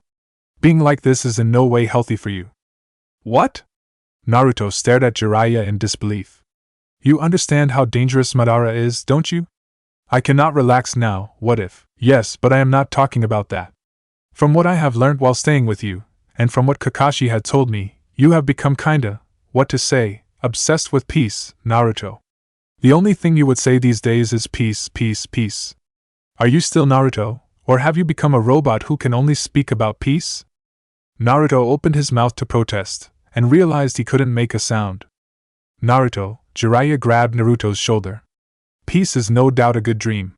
But if you become too obsessed with it, doing everything and anything just to achieve it, you will just become a chess master, a manipulator. You will be no different from Madara. So there, don't try to force everything to change by force, or try to force it to become like it was in your future. A little push for people to become better is fine, but don't let yourself become a control freak. That's not good for you, or for anyone. What the sage had just said sent Naruto into a deep thought. He had never thought about that before, actually. When he first came back, his first reaction had been panic. The thought of having to do everything again, once more, was thrilling to him, but at the same time, it was also an idea that made him scared. And of course, the first idea he had come up with was doing something to make this world better, just like his world. Oh. He was stupid. His timeline was like shit. If he really wanted a better future for this world, the last thing he should do was forcing it to become like his world. At least Naruto could finally understand what Jiraiya had wanted to say to him. Sometimes, the best way to do things is not to do them. The two shinobi sat next to each other in silence for a while. Then Naruto asked, Pervy Sage, have you ever thought of a way to bring peace to the world? Jiraiya answered him with an ear-splitting grin. Of course I did. What do you think I created the Ika series for? Naruto's brain stopped. What? That's right. The sage answered cheerfully. There is no better way than to unite humankind in a world of perverts. I shouldn't have asked, Naruto deadpanned. Oh, chill out, brat, Jiraiya smirked and giggled. Next time you and that Jinchuriki girl go on a date again, call me. I will need you two for my research, hee hee. Screw you, pervert. Why did you run away like that, Fu-chan? Chome, the other Chome, complained inside Fu's head. Right now, the girl was curling up into a ball on top of a tree, and for some reason, she was shivering like crazy, despite the fact that the weather was pretty warm. I don't know, Komi-chan, Fu stammered. I'm scared. This happened so suddenly. I don't know. You are contradicting yourself, Fu-chan, Chome deadpanned. Haven't you been trying to find a friend your whole life? But no one has ever come to me and told me that I am his friend before. What if? Fu's eyes widened, and she wailed in panic. What if he is someone sent here to trick me, and to kill me? Had Chome been in her human form right now, we could have seen her rubbing her forehead in annoyance. Oh, quit it with those paranoid thoughts, Fu-chan. Have you forgotten that positive emotions are my specialty? I could sense that he was sincere. At least give him a chance, will you? This is a chance for you to have another friend beside me. Friend, huh? Come to think of it, it was kinda true. Despite craving for friendship for a very long time, she had never known what having a real friend would feel like. No one would even look at her when she tried to befriend them. They would glare at her with fear and walk away. And now, when someone finally accepted her and wanted to be friends with her, she freaked out and walked away, just like other people did to her. Maybe Chome was right. Everything has its first time. Maybe she should just try it. But there was only one thing. Why are you so insistent on making me Naruto-kun's friend? I doubt it's not only for me to have a friend. Hey look, it's late. Better go sleep. See ya later, Fu-chan. Hey! I haven't finished with you yet. Come back here, Komi-kawayan. This first brew of Takayama's famous sake is always the best, isn't it, Shizen? A blonde, busted woman slammed her saucer down the table with a loud sigh of satisfaction. Her partner and apprentice, a younger, well, not younger looking, black-haired woman complained. Tsunade-sama, you have already drunk too much. If this goes on, even the store won't have anything else to sell you. Oh, chill out, Shizen, the blonde woman answered with a slightly slurred voice.